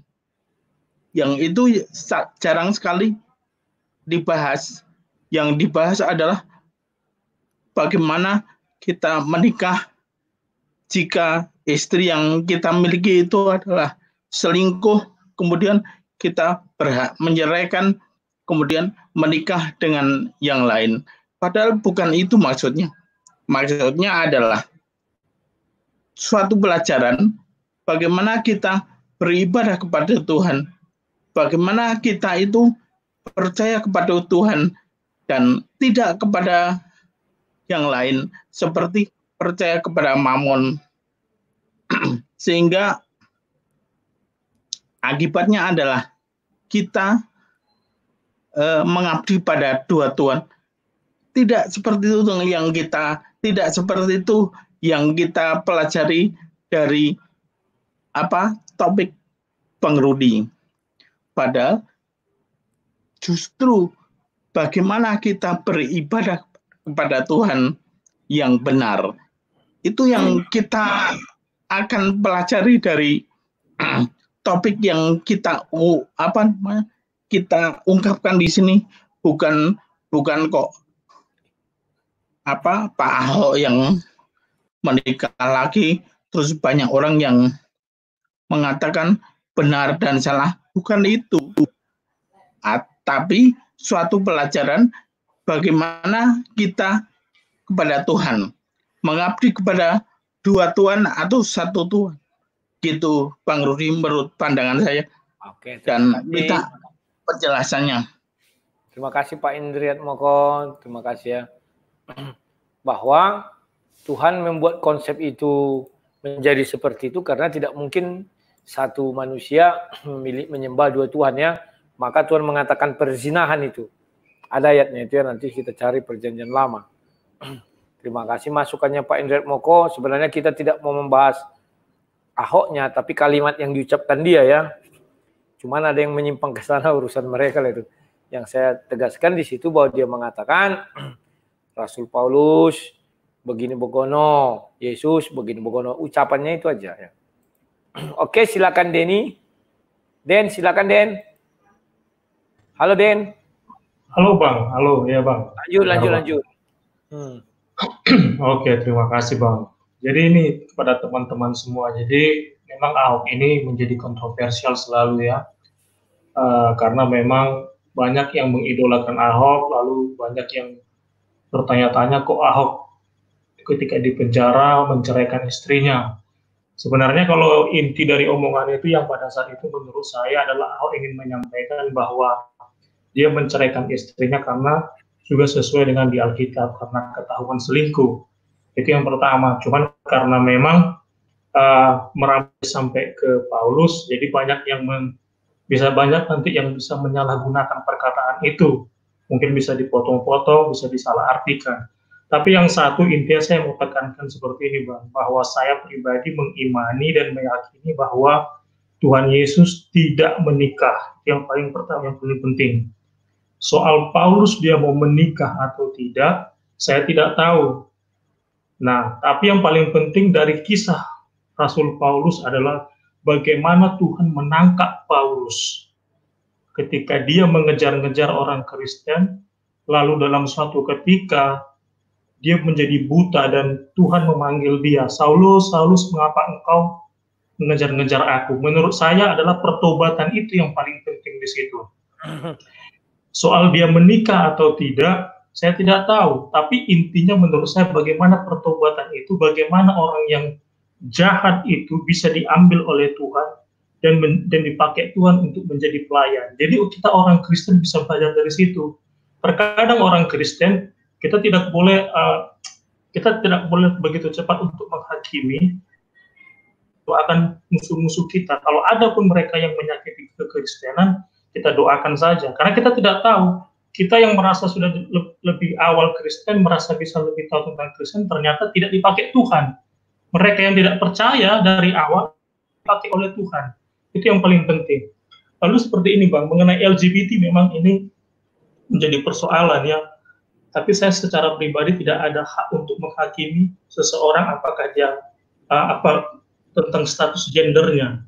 Tapi memang di negara-negara Barat memang krisis iman yang terjadi sehingga hak asasi manusia ditingkatkan lebih di atas daripada iman. Kenapa? Karena memang orang Barat sudah tidak banyak lagi untuk menjadi orang yang beragama atau yang beriman. Jadi ada kebebasan di situ diberikan karena mereka merasa bahwa pilihan individu atas agama, atas status gender, itu adalah hak asasi manusia. Jadi menurut saya memang LGBT ini bisa saya katakan adalah penyimpangan. Kalau dia benar-benar memahami firman Tuhan itu, dia tidak akan mungkin sampai ke situ. Itu sudah melewati batas tertentu. Kita mau katakan aja lah, maaf cakap Bang, binatang aja pun dia tahu sama siapa dia harus menikah, sama siapa dia harus kawin. Masa manusia harus memilih jeruk dengan jeruk kan gitu ya. Jadi ini kan sudah kelewatan Bang ya. Maaf cakap, anjing aja pun dia tahu harus sama siapa dia melakukan. Dan masa ini nggak tahu kan seperti itu. Nah tapi saya tidak menghakimi. Cuman ketika orang Kristen ada yang LGBT, mungkin ada teman-teman yang menonton ini, saya mau sampaikan bahwa kalau Anda baca firman Tuhan itu lebih dalam dan memahami, saya minta Anda untuk meninggalkan status gender Anda apakah itu bagian daripada LGBT. Karena di dalam Alkitab seperti yang Abang tampilkan tadi itu sudah benar-benar tertulis itu adalah perbuatan keji. Seperti itu. Bukan karena hak asasi manusia, bukan karena ini, tapi kalau memang dia, karena ada Bang yang LGBT, dia Kristen. Lalu dia mengakui, kan banyak sekali seperti ini, karena kita kan selalu menjadi orang Kristen ini pengennya ada masalah kemakmuran, masalah nanti pasti Tuhan, orang yang disambung Tuhan Yesus aja nanti pasti akan kalau pasti diampuni. Kita selalu berpikir seperti itu gitu. Jadi dengan begitu mudah kita mendalilkan, oh kalau orang Kristen itu, walaupun saya LGBT, kalau saya nanti bertobat Tuhan akan dengarkan saya, kira-kira seperti itu Bang. Jadi dalil-dalil dan pola pikir seperti ini selalu salah dalam orang Kristen, sehingga apapun yang dilakukan nanti akan lari ke teori-teori kemakmuran itu, teori-teori pertobatan itu. Oke, gitu aja deh. Juga dijelaskan. Ini pertanyaan yang terakhir, Bang. Mungkin saya seperti ini, Bang. Kalau kan dalam orang Kristen kan dikatakan tadi, Bang, kalau salah satu ketahuan berselingkuh maka berhak untuk menceraikan. Kalau kira-kira seperti ini Bang, salah satu ketahuan selingkuh, lalu didamaikan secara kekeluargaan, itu boleh kembali lagi atau bagaimana tuh Bang? Atau memang harus sesuai dengan hukumnya, harus cerai atau bisa kembali lagi? Itu aja sih Bang. Oke, terima kasih ya. Yuk. Iya Bang. Kalau mengenai apa tadi aku bilang LGBT itu kita tidak bisa masuk ke ranah pribadi orang itu atau kenapa terjadi, kenapa ini kan. Kita hanya bisa memantau dari luar sesuai firman Tuhan. Bahwa ayatnya sudah saya kasih Imamat 18 dan Roma 1 ayat 27 ya. Nah, kawan-kawan, apa namanya itu ya, untung kita tidak di surga kita main seks. Hadiahnya seks. Kalau di surga kita Kristen kian main seks, atau mereka memanfaatkan kelemahan ini ya. Maka LGBT itu masuk yang mana? Ke perempuan atau laki-laki? Kan demikian. Ya sudah pastilah mereka tidak masuk surga, kan demikian ya. Tapi ya puji Tuhan lah bahwa kita di surga tidak ada melakukan itu. Kalau ada kian kan orang itu berdalil ya, lawaan sama simsalabim. Wah kakak-kakak katanya kan. Jangan kita kasih ruang untuk orang itu melawak-lawak. Kita katakan bahwa mereka memang sudah dibilang di Imamat 18 dan di Roma 1 ayat 27 itu memang itu di laknat Tuhan. Baca Roma 1 itu sampai selesai. Di akhir dibilang apa? Ya, saya bukakan dulu. Ini terakhir dibilang begini ya. Sebab walaupun mereka mengatakan tuntutan hukum Allah, yaitu bahwa setiap orang yang melakukan hal-hal demikian patut dihukum mati. Dihukum mati kawan. Mereka bukan saja melakukan sendiri, tapi mereka juga setuju dengan mereka yang melakukannya. Sudah jelas dibilang dihukum mati, tetapi banyak orang yang masih setuju. Bahkan di Kristen itu ada gerejanya, ada kitab sucinya. Saya nggak tahu apakah Imamat 18 ayat 23 itu dihilangkan atau Roma 1 ayat 27 dihilangkan. Saya belum pernah belum pernah lihat ya. Kitab sucinya juga ada itu ya. Sekarang Jojo masuk. Silakan Jo. Jojo. Malam Pak Rudi. Ya, silakan langsung. Shalom Pak. Ya. Nah, saudara-saudaraku yang kasih dalam Tuhan dimanapun berada, saya mau sampaikan nih malam hari ini. Yang pertama adalah Rasul Paulus itu tidak menikah. Tolong dicatat nih. Ya, sebetulnya Pak Rudi sampaikan itu sudah benar yang disampaikan beliau. Rasul Paulus itu tidak menikah.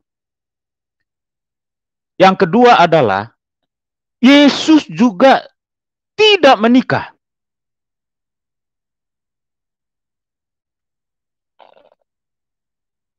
Sebab Yesus adalah Tuhan dan Allah pencipta langit dan bumi. Yesus pada mulanya bersama-sama dengan Allah. Segala sesuatu dijadikan oleh Yesus, dan tanpa Yesus tidak ada suatu pun yang telah jadi dari segala yang telah dijadikan. Yohanes 1 ayat 3. Jadi kalau ada yang berkata bahwa Yesus akan menikah pada umur 40, itu adalah ajaran yang salah. Saudara-saudara yang kasih dalam Tuhan, kalau ada orang berkata kemarin lagi itu ya, Bapak Ahok ya, yang kita kasih di dalam Tuhan, itu adalah ajaran yang salah. Beliau harus bertobat tuh. Itu melakukan kesalahan yang sungguh-sungguh. Tadi ada orang yang berkata, hanya orang Katolik saja yang disakiti karena mengatakan Paulus menikah. Bukan hanya orang Katolik, semua orang Kristen di muka bumi ini sepakat dan berkata ya dan amin. Rasul Paulus tidak menikah. Yesus pencipta langit dan bumi juga tidak akan pernah menikah karena dia Allah. Dia Tuhan pencipta langit dan bumi. Jadi kalau ada ajaran-ajaran yang lain yang mengajarkan, dengar baik saudaraku yang kasih dalam Tuhan, itu adalah ajaran yang sungguh-sungguh salah. Iman Kristen itu tertuju kepada Kristus. Saudaraku yang kasih dalam Tuhan, ada banyak saudara-saudara kita juga, umat muslim, selalu berkata bahwa ajaran Rasul Paulus itu salah. Tidak ada yang salah.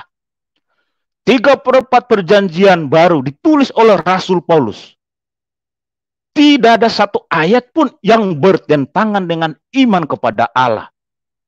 Oleh sebab itu, saudara-saudaraku, saya percaya channel Sang Debater ini akan memperluas kerajaan Allah. Akan memperluas kerajaan Kristus di muka bumi ini. Bahwa Yesus Kristus adalah Tuhan dan Allah. Hanya melalui Yesus kita beroleh keselamatan. Tidak ada jalan lain. Orang berkata itu adalah bukan tujuan. Tujuannya adalah surga. Jelas, akulah jalan dan kebenaran dan kehidupan. Tidak ada seorang pun yang sampai kepada Bapa kalau tidak melalui aku. Tujuannya itu surga.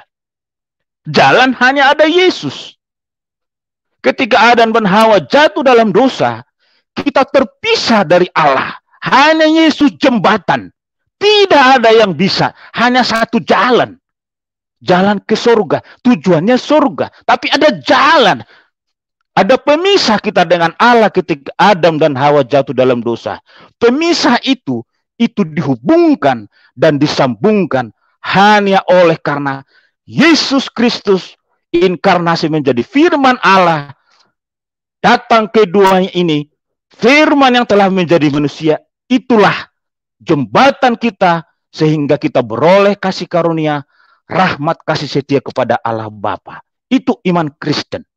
Jadi saudara-saudara kasih dalam Tuhan, dimanapun berada malam hari ini, saya mau sampaikan, Rasul Paulus tidak menikah.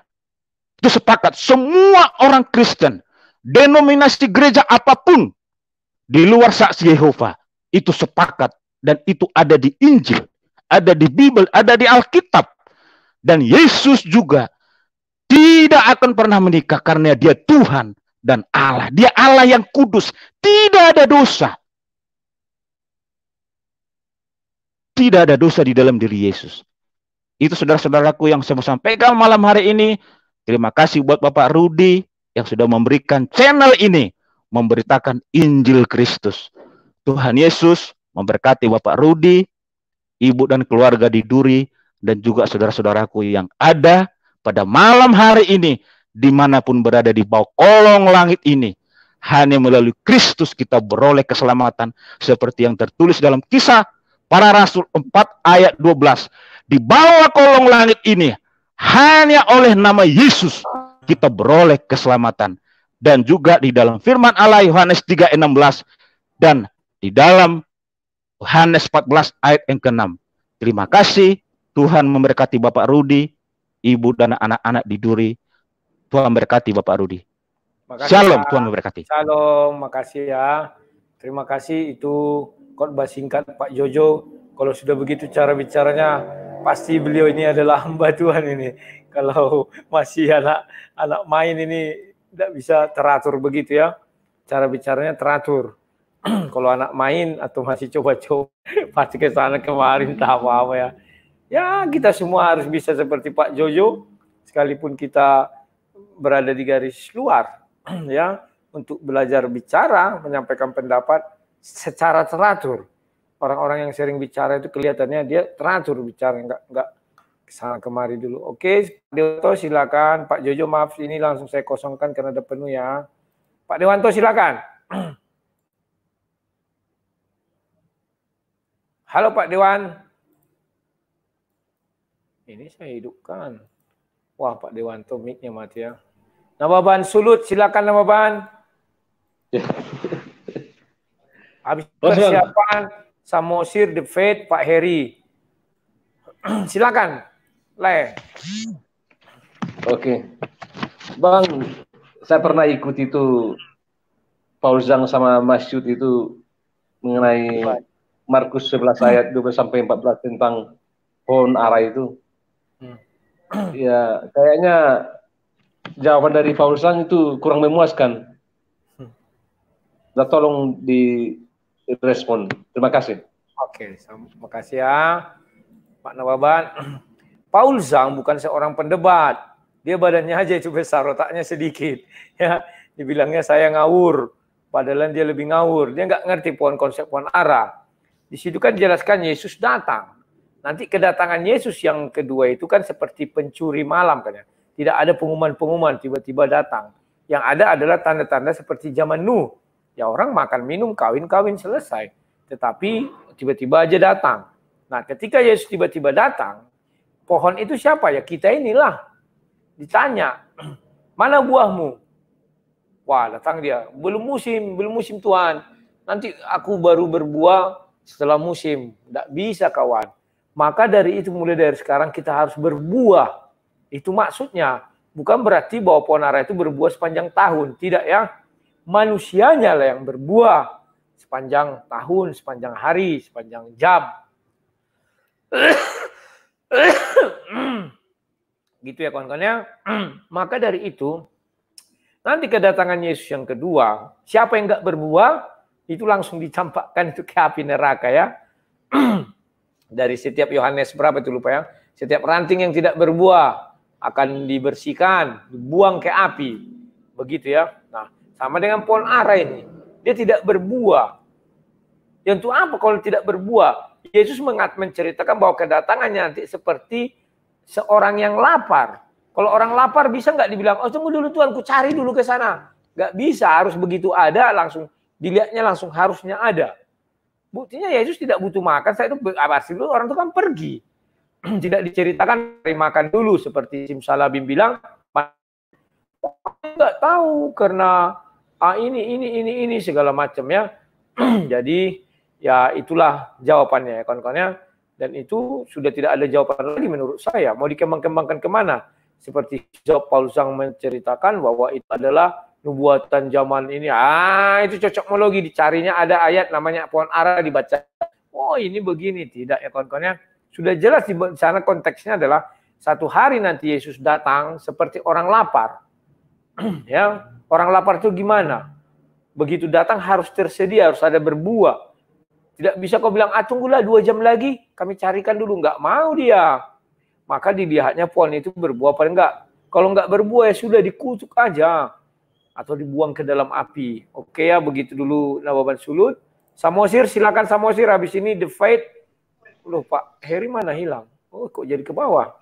Oke silakan Samosir. Halo Samosir. Oke. Ya. Oras. Silakan. Terdengar, silakan. Dengaran? Iyalah masa besok. Jadi oke. Jadi gini Pak Rudi. Matikan YouTube-nya biar hanya pendeta Jojo itu yang kawan Pak Rudinya itu. Enggak. Pak Rudi kasih kita tengok waktu. Matikan dulu YouTube-mu. Suaranya double ini. Macam mana matikan YouTube ini? Loh. Suaranya kecilkan aja sampai 0. Udah. Streamnya udah. Streamnya aja yang bersuara. Terus lanjut. Jadi gini lah Rudi. Tadi Pak Jojo, Pak Rudi kasih waktu banyak kali ku tengok berkhotbah. Apakah memang kawan Pak Rudinya itu? Semua adalah saudara saya yang di ruang ini.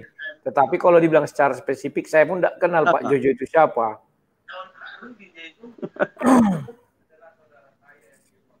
Oh iya. Jadi kurasa dia itu nggak pro Judas itu Pak Rudi. Kalau nengok dari kata-katanya itu pro Judas ke neraka itu.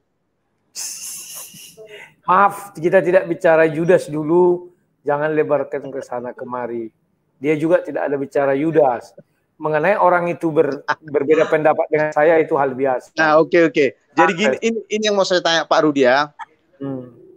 Tadi kan di Alkitab itu bahwasanya lelaki suami boleh menceraikan istrinya kalau istrinya berzina. Jadi apakah suami aja yang berhak menceraikan istrinya. Sama. Adakah Istri ayat juga di Alkitab yang mengatakan istri boleh menceraikan suaminya kalau suaminya berzina? Karena banyak kali suami-suami berzina. Karena itu kan wanita dan pria itu banyak ceweknya itu berzina aja kerjanya itu. Apakah itu boleh diceraikan istri-istrinya? Di dalam Alkitab, pria dan wanita itu adalah penolong sepadan. Jadi kalau ayat itu kepada pria juga kepada wanita, kecuali mengenai melahirkan. Pria tidak melahirkan, wanita tidak melahirkan. Tapi mengenai perceraian, ini segala macam, itu sama, itu bolak-balik. Dan ayat itu juga ada diucapkan Rasul Paulus. Dan tadi sebagian sudah saya buka, dan di 1 Korintus 7 atau berapa itu, Rasul Paulus juga mengatakan, suami menguduskan istri, istri menguduskan suami. Artinya bolak-balik itu. Silakan. Kok dua suaranya? YouTube-nya ini hidup ini. Inilah satu lagi lah Pak Rudi. Ya. Maunya coba Pak Rudi tantang. Udah. Maunya Pak Rudi tantang dulu si Ahok itu. Bahwasanya si Ahok itu mau nggak berdebat sama Pak Rudi. Bahwasanya Pak Rudi pro Paulus tidak punya istri. Si Ahok pro Paulus punya istri. Itu mantap Pak Rudi. Oke, gitu aja. Ya, gitu aja ya, karena suaranya dua. Oke, terima kasih Pak Samosir. Suaranya itu kurang jernih dua ya, suara saya dua. Jadi ada delay, Pak Samosir kurang bisa konsentrasi. Saya jawab ya.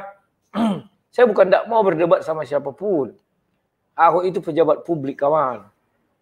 Pertama saya cari nomor HP-nya takkan mungkin, susah itu. Kita telepon pun ke Pertamina urusannya apa? Itu kan urusan kerja. Ya sudahlah biar aja dia ngomong gitu dan orang buat monolog silakan. Kalau saya bukan buat monolog tapi kita cerita seperti ini. Jadi lebih enak kawannya. Sudahlah kita tanggapi, tidak perlu saya harus nantangin Pak Ahok. Kenapa? Dia itu bukan kayak seperti kita ini sekarang, dia ada kelasnya tersendiri ya. Itu harus kita akui. Dia tidak kayak kita lah. Oke, The Faith silakan. Halo, shalom Pak Rudi. Silakan bicara, aku dengar. Oke, ya, shalom Pak Rudi. Nih, saya nih istilahnya ini untuk memberitahukan sama teman-teman yang ada di sini ya, pendengarnya Sang Debater. Istilahnya apa yang dibilang Ahok itu ialah mungkin itu hanyalah asumsi. Jadi kita nggak perlu pusing lah untuk hal-hal itu. Yang penting kan kita selalu back to the Bible. Istilahnya kita dasar kita kan Alkitab. Jadi istilahnya mungkin kalau dia bicara begitu ya nggak usah lah terlalu kita tanggapin kan. Soalnya intinya kan orang kan bisa berasumsi kan. Sekarang intinya kan ini kitab suci. Nah, sekarang saya ini nih mau bertanya dulu nih sama ini nih Pak Rudi nih. Ini Pak. Jadi kan masalah pernikahan nih. Kalau dari istilahnya kalau saya lihat kan orang kan kan menyangkut ke kitab suci. Sekarang saya yang melihat yang real aja nih Pak nih yang ada di kehidupan sehari-hari nih. Gini, ada orang ya ada teman lagi tuh. Jadi dia sebelumnya udah menikah nih, dia KBP nih, menikah nih. Nah, jadi dia berantem lah sama istrinya. Terus bercerai lah, terus keluar surat dari pengadilan, jadi istilahnya mereka bercerai. Terus dia menikah lagi nih, jadi dia nggak di KBP lagi kan menikah, karena KBP nggak mungkin mau ini lagi kan memberkati. Terus dia ngambillah ke gereja-gereja karismatik. Terus diberkati sama pendetanya. Saya mau bertanya nih Pak Rudi, apakah pendeta yang menikahkan orang yang seperti ini berdosa? Itu aja? Nah, itu aja Pak Rudi. Oke, aku jawab ya. Nah, begini. Kan konsepnya adalah dipersatukan dalam nama Tuhan. Maka syarat-syaratnya dipersatukan dalam nama Tuhan kan sudah dijelaskan. Kalau mereka sudah bercerai, tetapi ingat ya harus karena zina. Kalau karena tangan kasar tidak bisa. Dia kena hukum Maliaki 2 ayat 14-15 itu ya kawan-kawan ya. Aku buatkan lah ya biar kalian jangan berpikir-pikir apa sih isinya. Nah. Maleaki 2. Ini 14 ya. Nah ini kalian baca aja nanti di sini. Nah ini ya. Ya. Nah ini ayat 16. Sebab aku benci percayaan firman Tuhan Allah Israel, juga orang yang menutupi pakaiannya dengan kekerasan. Kekerasan saja tidak bisa cerai ya. Jagalah dirimu jangan berkhianat. Berkhianat itulah yang namanya perzinahan. Makanya dibilang bercerai karena zina itu sah. Nah, kalau mereka dinikahkan di gereja karismatik asal itu sudah dipenuhi tidak masalah saya pikir. Ya kawan-kawannya, karena hukum itu sudah terpenuhi, kecuali tidak terpenuhi ya kawan-kawannya. Dan terkadang mereka itulah syarat untuk menarik jemaat juga ya. Saya nggak tahu lah ini. Oke, mengenai itu sudah saya jawab singkat aja, nggak usah bertele-tele. Ayo Pak Bruce, silakan Pak Bruce. Ya, selamat malam Pak Rudi. Terima kasih untuk malam. Yang pertama saya mau bilang, saya sebenarnya pendukung Pak Ahok berat dulu. Tapi akhir ini setelah saya melihat pembicaraan dia dengan di acara Kick Andy, saya kira Pak Ahok sangat salah. Sejak kapan kekristenan hidup mencontoh cara hidup para rasul? Jangankan para rasul atau Rasul Paulus, Tuhan Yesus sendiri pun tidak pernah mengajar kita untuk hidup seturut dengan cara hidup dia sebagai Yahudi. Bahkan sampai sunat pun kita nggak pernah menurutin itu. Apalagi cara hidup Rasul Paulus, dia mau menikah atau mau apapun, kita tidak pernah mau diajarin untuk hidup dengan cara hidup Rasul Paulus. Tapi kita diajarin bagaimana hidup seturut ajaran Tuhan yang dikembangkan oleh Rasul Paulus. Jadi saya pikir Pak Ahok sangat blunder untuk hal ini. Dan dia hanya mencari pembenaran, tetapi pembenaran itu sangat keliru. Karena kita tidak pernah diajar untuk hidup seturut atau mengikuti cara hidup para rasul. Saya kira gitu Pak Rudi. Jadi ya kalaupun mungkin Pak Ahok bisa nonton channel ini, mungkin dia bertobat. Karena kalau diterus-teruskan, saya pikir satu waktu dia bisa murtad. Ya. Saya kira gitu Pak Rudi. Terima kasih banyak. Terima kasih Pak Buce. Sama-sama. Jadi ini masukan dari Pak Buce. Itu memang hal yang baik kawan-kawannya. Saya pun menyesalkan juga. Kenapa Pak itu beliau waktu dulu kampanye itu, saya kan orang Riau, tak ada urusan sama DKI, tapi saya paling ribut itu. Saya punya grup 350.000 orang, saya tulis setelah itu dulu 360 sampai berkurang jadi 350 ya, kemudian naik lagi 360, sekarang berkurang lagi. Hanya gara-gara bicara tentang beliau. Nah sekarang semenjak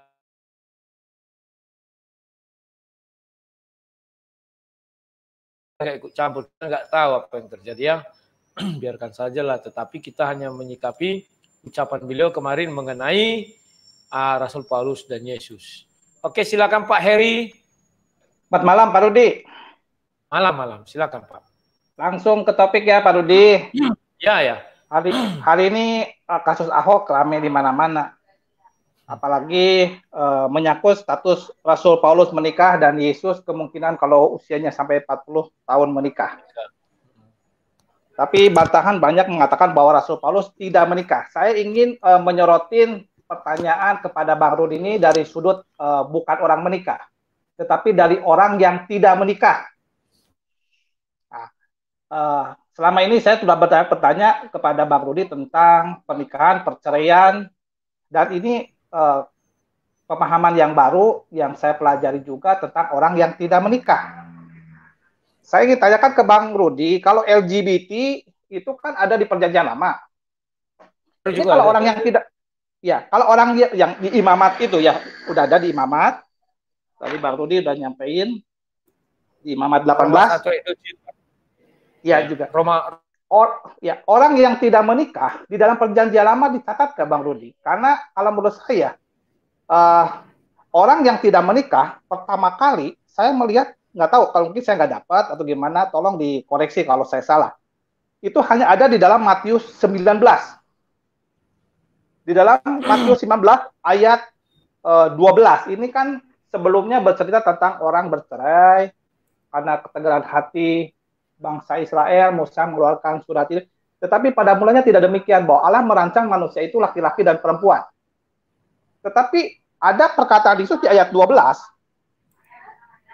Di ayat 12 perkataan Yesus yang saya juga merenungkan. Ternyata ada pertanyaan dari murid Yesus kepada Yesus. Jawaban Yesus itu ada orang yang tidak dapat kawin karena memang ia lahir demikian dari rahim ibunya.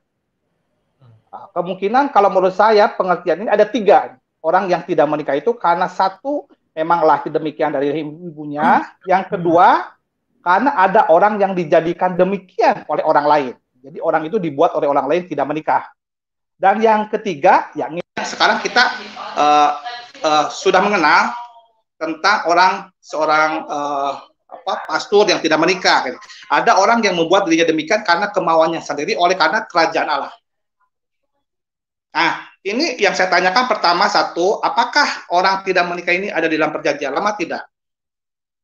Karena kalau konteks yang ini banyak pendapat sih yang masuk bahwa orang yang tidak dapat kawin karena memang lahir demikian dari ibunya, mungkin karena cacat atau mungkin karena ada sesuatu bawaan yang membuat dia tidak menikah. Kalau ada orang yang dijadikan demikian oleh orang lain, itu mungkin seperti orang-orang yang kalau di dalam dunia persilatan di Cina, itu kan ada yang namanya kasim, di mana raja memiliki banyak selir untuk menjaga agar tidak terjadi keturunan yang di luar raja itu. Makanya orang-orang yang bekerja di kerajaan itu dikebiri oleh raja. Nah, itu mungkin pengertiannya ke sana atau gimana, saya juga nggak tahu.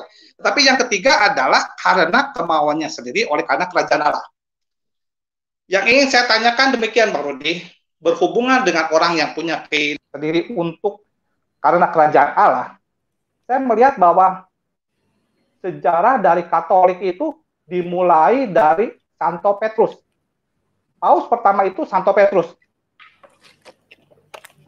Dan yang menarik, dikatakan dalam sejarah itu, Santo Petrus itu adalah uskup Roma, pemimpin gereja Katolik seluruh dunia. Keutamaan uskup Roma itu sebagian besar berasal dari peranan dalam tradisi sebagai penerus Santo Petrus. Itu Paus yang pertama. Kepada siapa, di mana kepada siapa Yesus memberikan kunci surga. Ada janji firman Tuhan seperti begitu kepada Santo Petrus, di mana Yesus pernah berkata, Yesus memberikan kunci surga dan kuasa untuk mengikat dan melepaskan, serta menyebutnya sebagai batu karang yang di atasnya gereja kemudian akan dibangun. Saya menarik di sini bahwa Santo Petrus di dalam sejarah dikatakan Santo Petrus itu menikah. Santo Petrus menikah. Tetapi kenapa sekarang banyak paus-paus ke sini tidak menikah? Mungkin itu aja, Bang Rudi. Pengertian tidak menikah dalam perjanjian lama dan paus yang tidak menikah pada saat ini. Padahal Santo Petrus adalah paus yang pertama itu sebagai murid Yesus yang memegang kunci kerajaan, kunci surga. Dia juga menikah. Oke, gitu aja, Bang. Tolong itu aja pertanyaannya. Makasih ya, Bang Rudi. Sama saya mulai dari Santo Petrus tadi ya. Tadi kan sudah kita baca ayatnya ya, di mana Rasul Paulus mengatakan membawa istri dalam pelayanan. Kepas itu terus.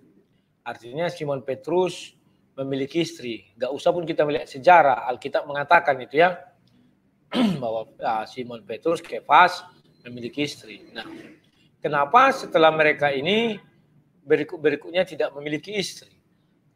Nah, begini jawabannya kawan-kawan.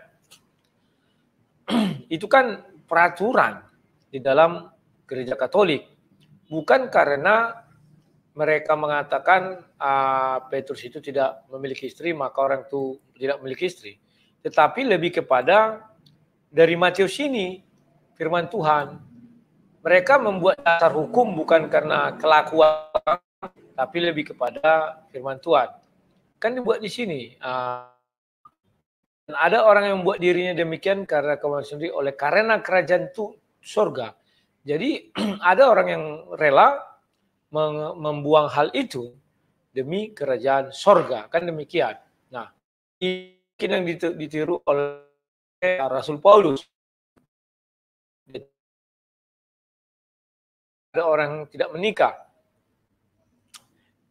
Biasanya orang tidak menikah ini bukanlah dari garis keturunan. Contohnya anak-anak perjanjian, ya, atau anak pertama, laki-laki pertama. Kalau anak berikutnya, ya tidak masalah, saya pikir tidak menikah karena tidak ada keturunannya. Kalau yang anak perjanjian kayak Sem, Ham, Yafet, si Sem, maka dia menikah biar ada keturunannya. Kalau enggak nanti kan dipindahkan hak kesulungan itu, ya. Nah, kawan-kawan, nanti saya akan carikan di perjanjian lama siapa-siapa saja yang tidak menikah, ya, dan mengapa mereka tidak menikah. Tetapi di perjanjian baru jelas tertulis Matius 19 ayat 12. Ya, kawan-kawannya, ini tidak bisa kita hapus-hapus atau kita utak-atik lagi, ya. Ini sudah ketetapan firman Tuhan. Nah, kawan-kawan, sekarang saya mengundang habis ini Bin Raja. Bin Raja, silakan. Halo Bin Raja, ini sudah live. Halo Le. Halo. Ya, silakan Bin Raja. Iya, ya, silakan. Selamat malam Le, salam. Salam. Saya sudah lama mengikuti Le, ya, dan saya banyak pengetahuan dari Leku. Terima kasih Leku. Ya. Jangan lupa jaga kesehatan Le. Kulihat Le sekarang saya sedikit, ya. Ya. Ya, kita harus supaya bisa nanti berkepanjangan Le, ya. Aku juga sering juga menulis komen. Jadi begini Le, saya memberi pandangan sedikit tentang pernikahan kekristenan.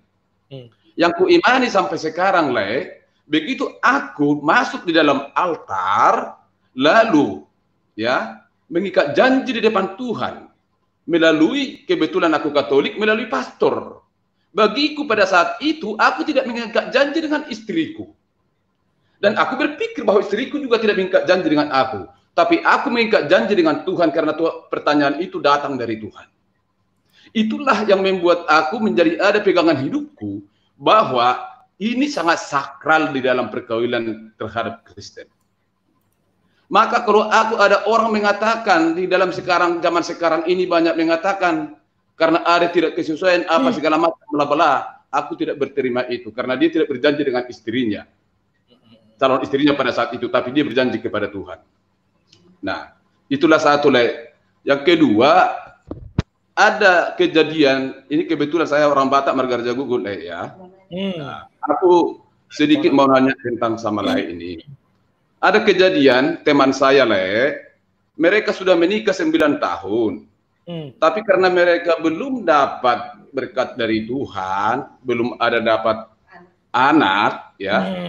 Lalu Le ini apa pengaruh dari keluarga atau dari mana orang tua, lalu dia berpikir lagi kawin dengan perempuan yang lain. Istrinya ini ditinggalkan begitu saja. Nah, lalu dia menikah dengan perempuan lain dan dia juga diberkati di gereja juga, cuman tadinya kami sama-sama Katolik, tapi pemberkatannya yang kemudian ini di gereja Protestan. Aku tidak tahu persis apakah itu Betel atau Betania, kurang tahu persis, ya. Tapi menurut mereka ada fotonya juga, mereka diberkati juga di gereja. Menurut saya menjadi pertanyaan saya Laiku, dari secara keimanan kita, ya. Apakah orang ini juga masih dapat pengampunan daripada Tuhan di saat sudah melakukan hal-hal seperti itu? Kalau kita pergi kepada sumpah di dalam kekristenan itu tidak bisa diceraikan manusia selain diceraikan oleh kematian. Maksud aku tadi yang perlu pertanyakan itu Le, dia dari Kristen masuk lagi Kristen melakukan seperti itu. Aku bingung gitu Le, kok ada gereja menerima yang seperti itu? Kalau hanya dipasu-pasu raja seperti kita orang Batak enggak apa-apalah. Nah, aku di sini saya mau minta pendapat lain tentang ini teman saya yang satu ini. Kayak gitu aja, karena Pak. Banyak orang yang membenarkan gitu Leku. Hanya karena tidak ada dapat keturunan gitu. Jadi alasan gitu. Aku tidak terima dalam hal itu gitu. Oke, gitu aja. Nah, Itu yang Leku. Terima kasih Le, jangan lupa jaga kesehatan. Sama-sama. Job Leku.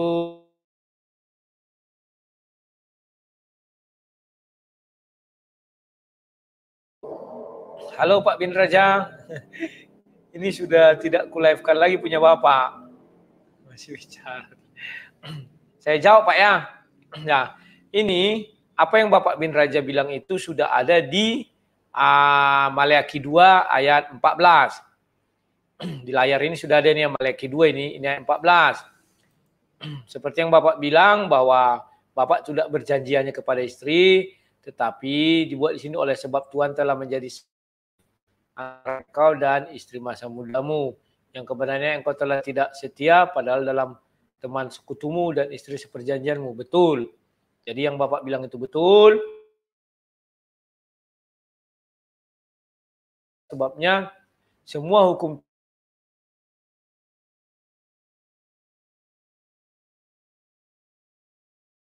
ini bisa dibaca ya. Nah, kawan-kawan, banyaknya problematika di dalam kehidupan orang berumah tangga, ya.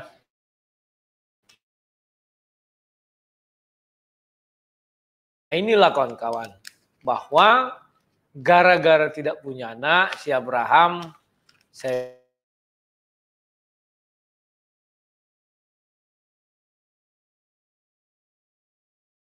kawin sama si Hagar, sehingga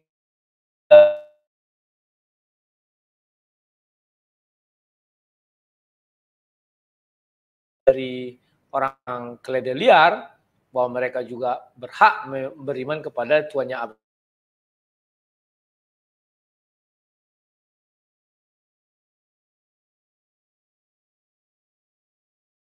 Dan saya juga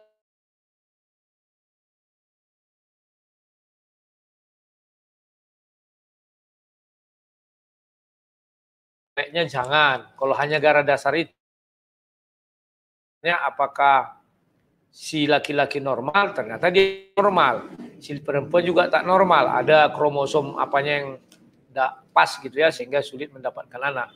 Ya sudahlah, kau nikah ke perempuan lain atau ke pria lain nanti belum tentu lebih bagus daripada suamimu yang sekarang. Ya puji Tuhan mereka tak jadi bercerai, dan sekarang mereka sudah kulihat hidup bahagia, ada foto-foto, sudah beli mobil, buat rumah dan sebagainya ya. Itu ada teman di Facebook saya. Nah, sekarang bagaimana dengan kasus hanya gara-gara tidak punya anak? Ya kan? Saya kurang paham bagaimana mereka tidak punya anak, ya kan? Sebab janji Tuhan, beranak cuculah, penuhilah bumi ini. Maka saya mengambil kepada diri saya. Saya dulu juga dapat anaknya juga agak terlambat, ya. Tetapi saya berdoa agar saya dijadikan seperti Abraham itu, nah. Di hari tuanya dia malah bisa punya anak, kan demikian. Nah, yang lebih parah lagi di orang Batak, bukan hanya karena anak. Maksudnya ini kawan-kawannya begini, kalau anak itu cenderung kepada perempuan, bukan anak itu kau. Itu tradisi.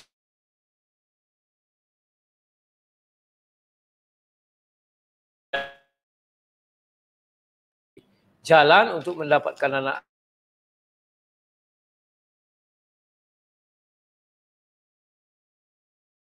Tetapi ya sudahlah. Mungkin Tuhan memberikan itu kepada saya, ya sudah. Bahwa laki-laki dan perempuan itu sepadan, penolong yang sepadan. Tetapi memang perempuan tidak boleh lebih tinggi dari laki-laki. Nah, untuk kasus Bapak ini dan sahabatnya, saran saya dan menurut pandangan saya, dia mengajukan berbagai alasan, bukan hanya itu aja. Ya. Karena kalau hanya itu aja nanti tidak diterima gereja yang berkati dia. Pasti sudah ada alasan-alasan lain yang disiapkan dia. Oh, suaranya bagus apa enggak ya? Ada yang bilang suara putus-putus. Enggak percaya saya putus-putus karena Bapak ini mendengar. Jadi kawan-kawan, suara bagus kok ya. Itulah yang bisa saya gambarkan.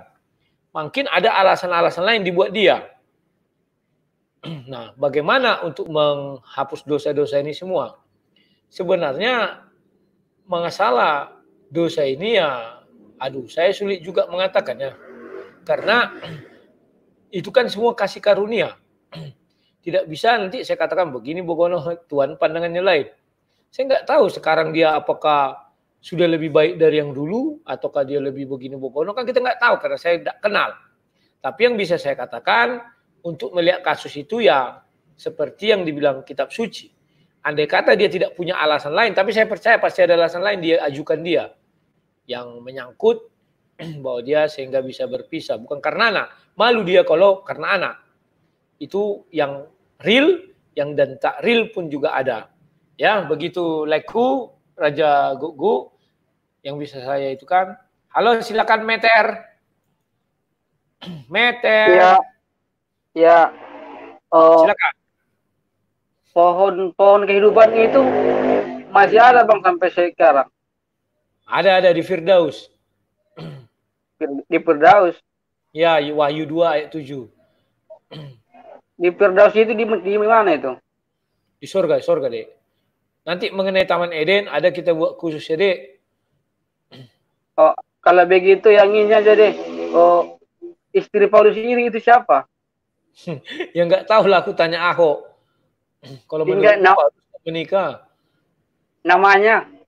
Ya nggak tahu saya. Tanya aja Ahok, karena dia yang mengatakan bahwa Rasul Paulus menikah. Kalau saya mengatakan kan sudah saya kasih tadi, tidak menikah. Iya deh. Gitu aja? Ya. Oke, makasih ya Meter. Besok biar jadi dekameter atau hektometer. Halo Takas, silakan Takas. Halo, Takas. Namanya ganti-ganti orangnya itu aja ini, Pak dosen. Halo, Dewanto, silakan Mas Dewanto. Mas Dewanto, silakan. Halo, silakan langsung. Ya, halo Bang. Ya, itu saya sepakat dengan Pak Juki tadi. Memang Paulus secara eksplisit tidak ditulis. Dia kan kuat suaranya dikit ya. Asumsi Pak Ahok kan karena dia anggota. Ya, Pak Ahok itu kan asumsi karena Paulus anggota Sanhedrin dan itu kan majelis ulama lah kalau di sini. Memang anggota Sanhedrin itu rata-rata yang umumnya menikah. Tapi kan mungkin kata Pak Ahok, mungkin dia anggota Sanhedrin. Tapi Paulus sendiri tidak mengakui bahwa dia bukan anggota Sanhedrin. Dia orang Farisi ya, melakukan hukum Taurat ya. Betul dia lakukan. Dia mengejar-ngejar orang pengikut Kristus. Tapi dia bukan anggota Sanhedrin itu Bang. Ada di Timotius berapa itu? Dia itu mati diseret, disebut orang muda Bang. Timotius berapa itu? Dia diseret mati sebagai seorang muda. Nah kalau dia menikah kan dia nggak disebut orang muda itu. Secara etis tidak ditulis tapi cuma disebut mati diseret seorang muda gitu aja. Timotius berapa itu? Mana saya lupa tuh. Saya cari itu Pak. Kalau Paulus kan mungkin aja Paulus itu anggota Sanhedrin. Kan mungkin. Itu bukannya Paulus bilang dia anggota Sanhedrin loh. Salah. Dia nggak pernah ngaku saya anggota Sanhedrin. Jadi kan itu kan tebaran Paulus aja itu Bang. Mencari apa ya opini publik masyarakat gimana gitu. Kita aja yang selalu agak baperan aja. Posisinya sih nggak begitu. Gitu aja Bang. Saya rasa. Oke, terima kasih ya Dewanto. Terima kasih Bang. Seperti Timotius berapa itu Bang cari Bang? Ya, Yo, makasih. Ini penanya terakhir John Dere. Silakan John. John. Halo Pak John. Pak John. Nggak ada pula suaranya sayang kali. Si Tangkas pun udah keluar. Oke kawan-kawan, karena waktu kita sudah 1 jam 48 menit. Kita cukupkan sampai sekian dulu aja. Sampai jumpa esok hari dengan topik yang berbeda.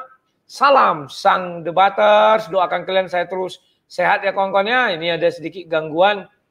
Udah sebulan belum tuntas-tuntas. Apalagi asam lambung ini. Ternyata kawan kalau saya makan cabai langsung mual. Tersiksa sekali sekarang makan cabai pun tidak bisa ya. Oke kawan-kawan. Sekian dan terima kasih. Salam sang debaters.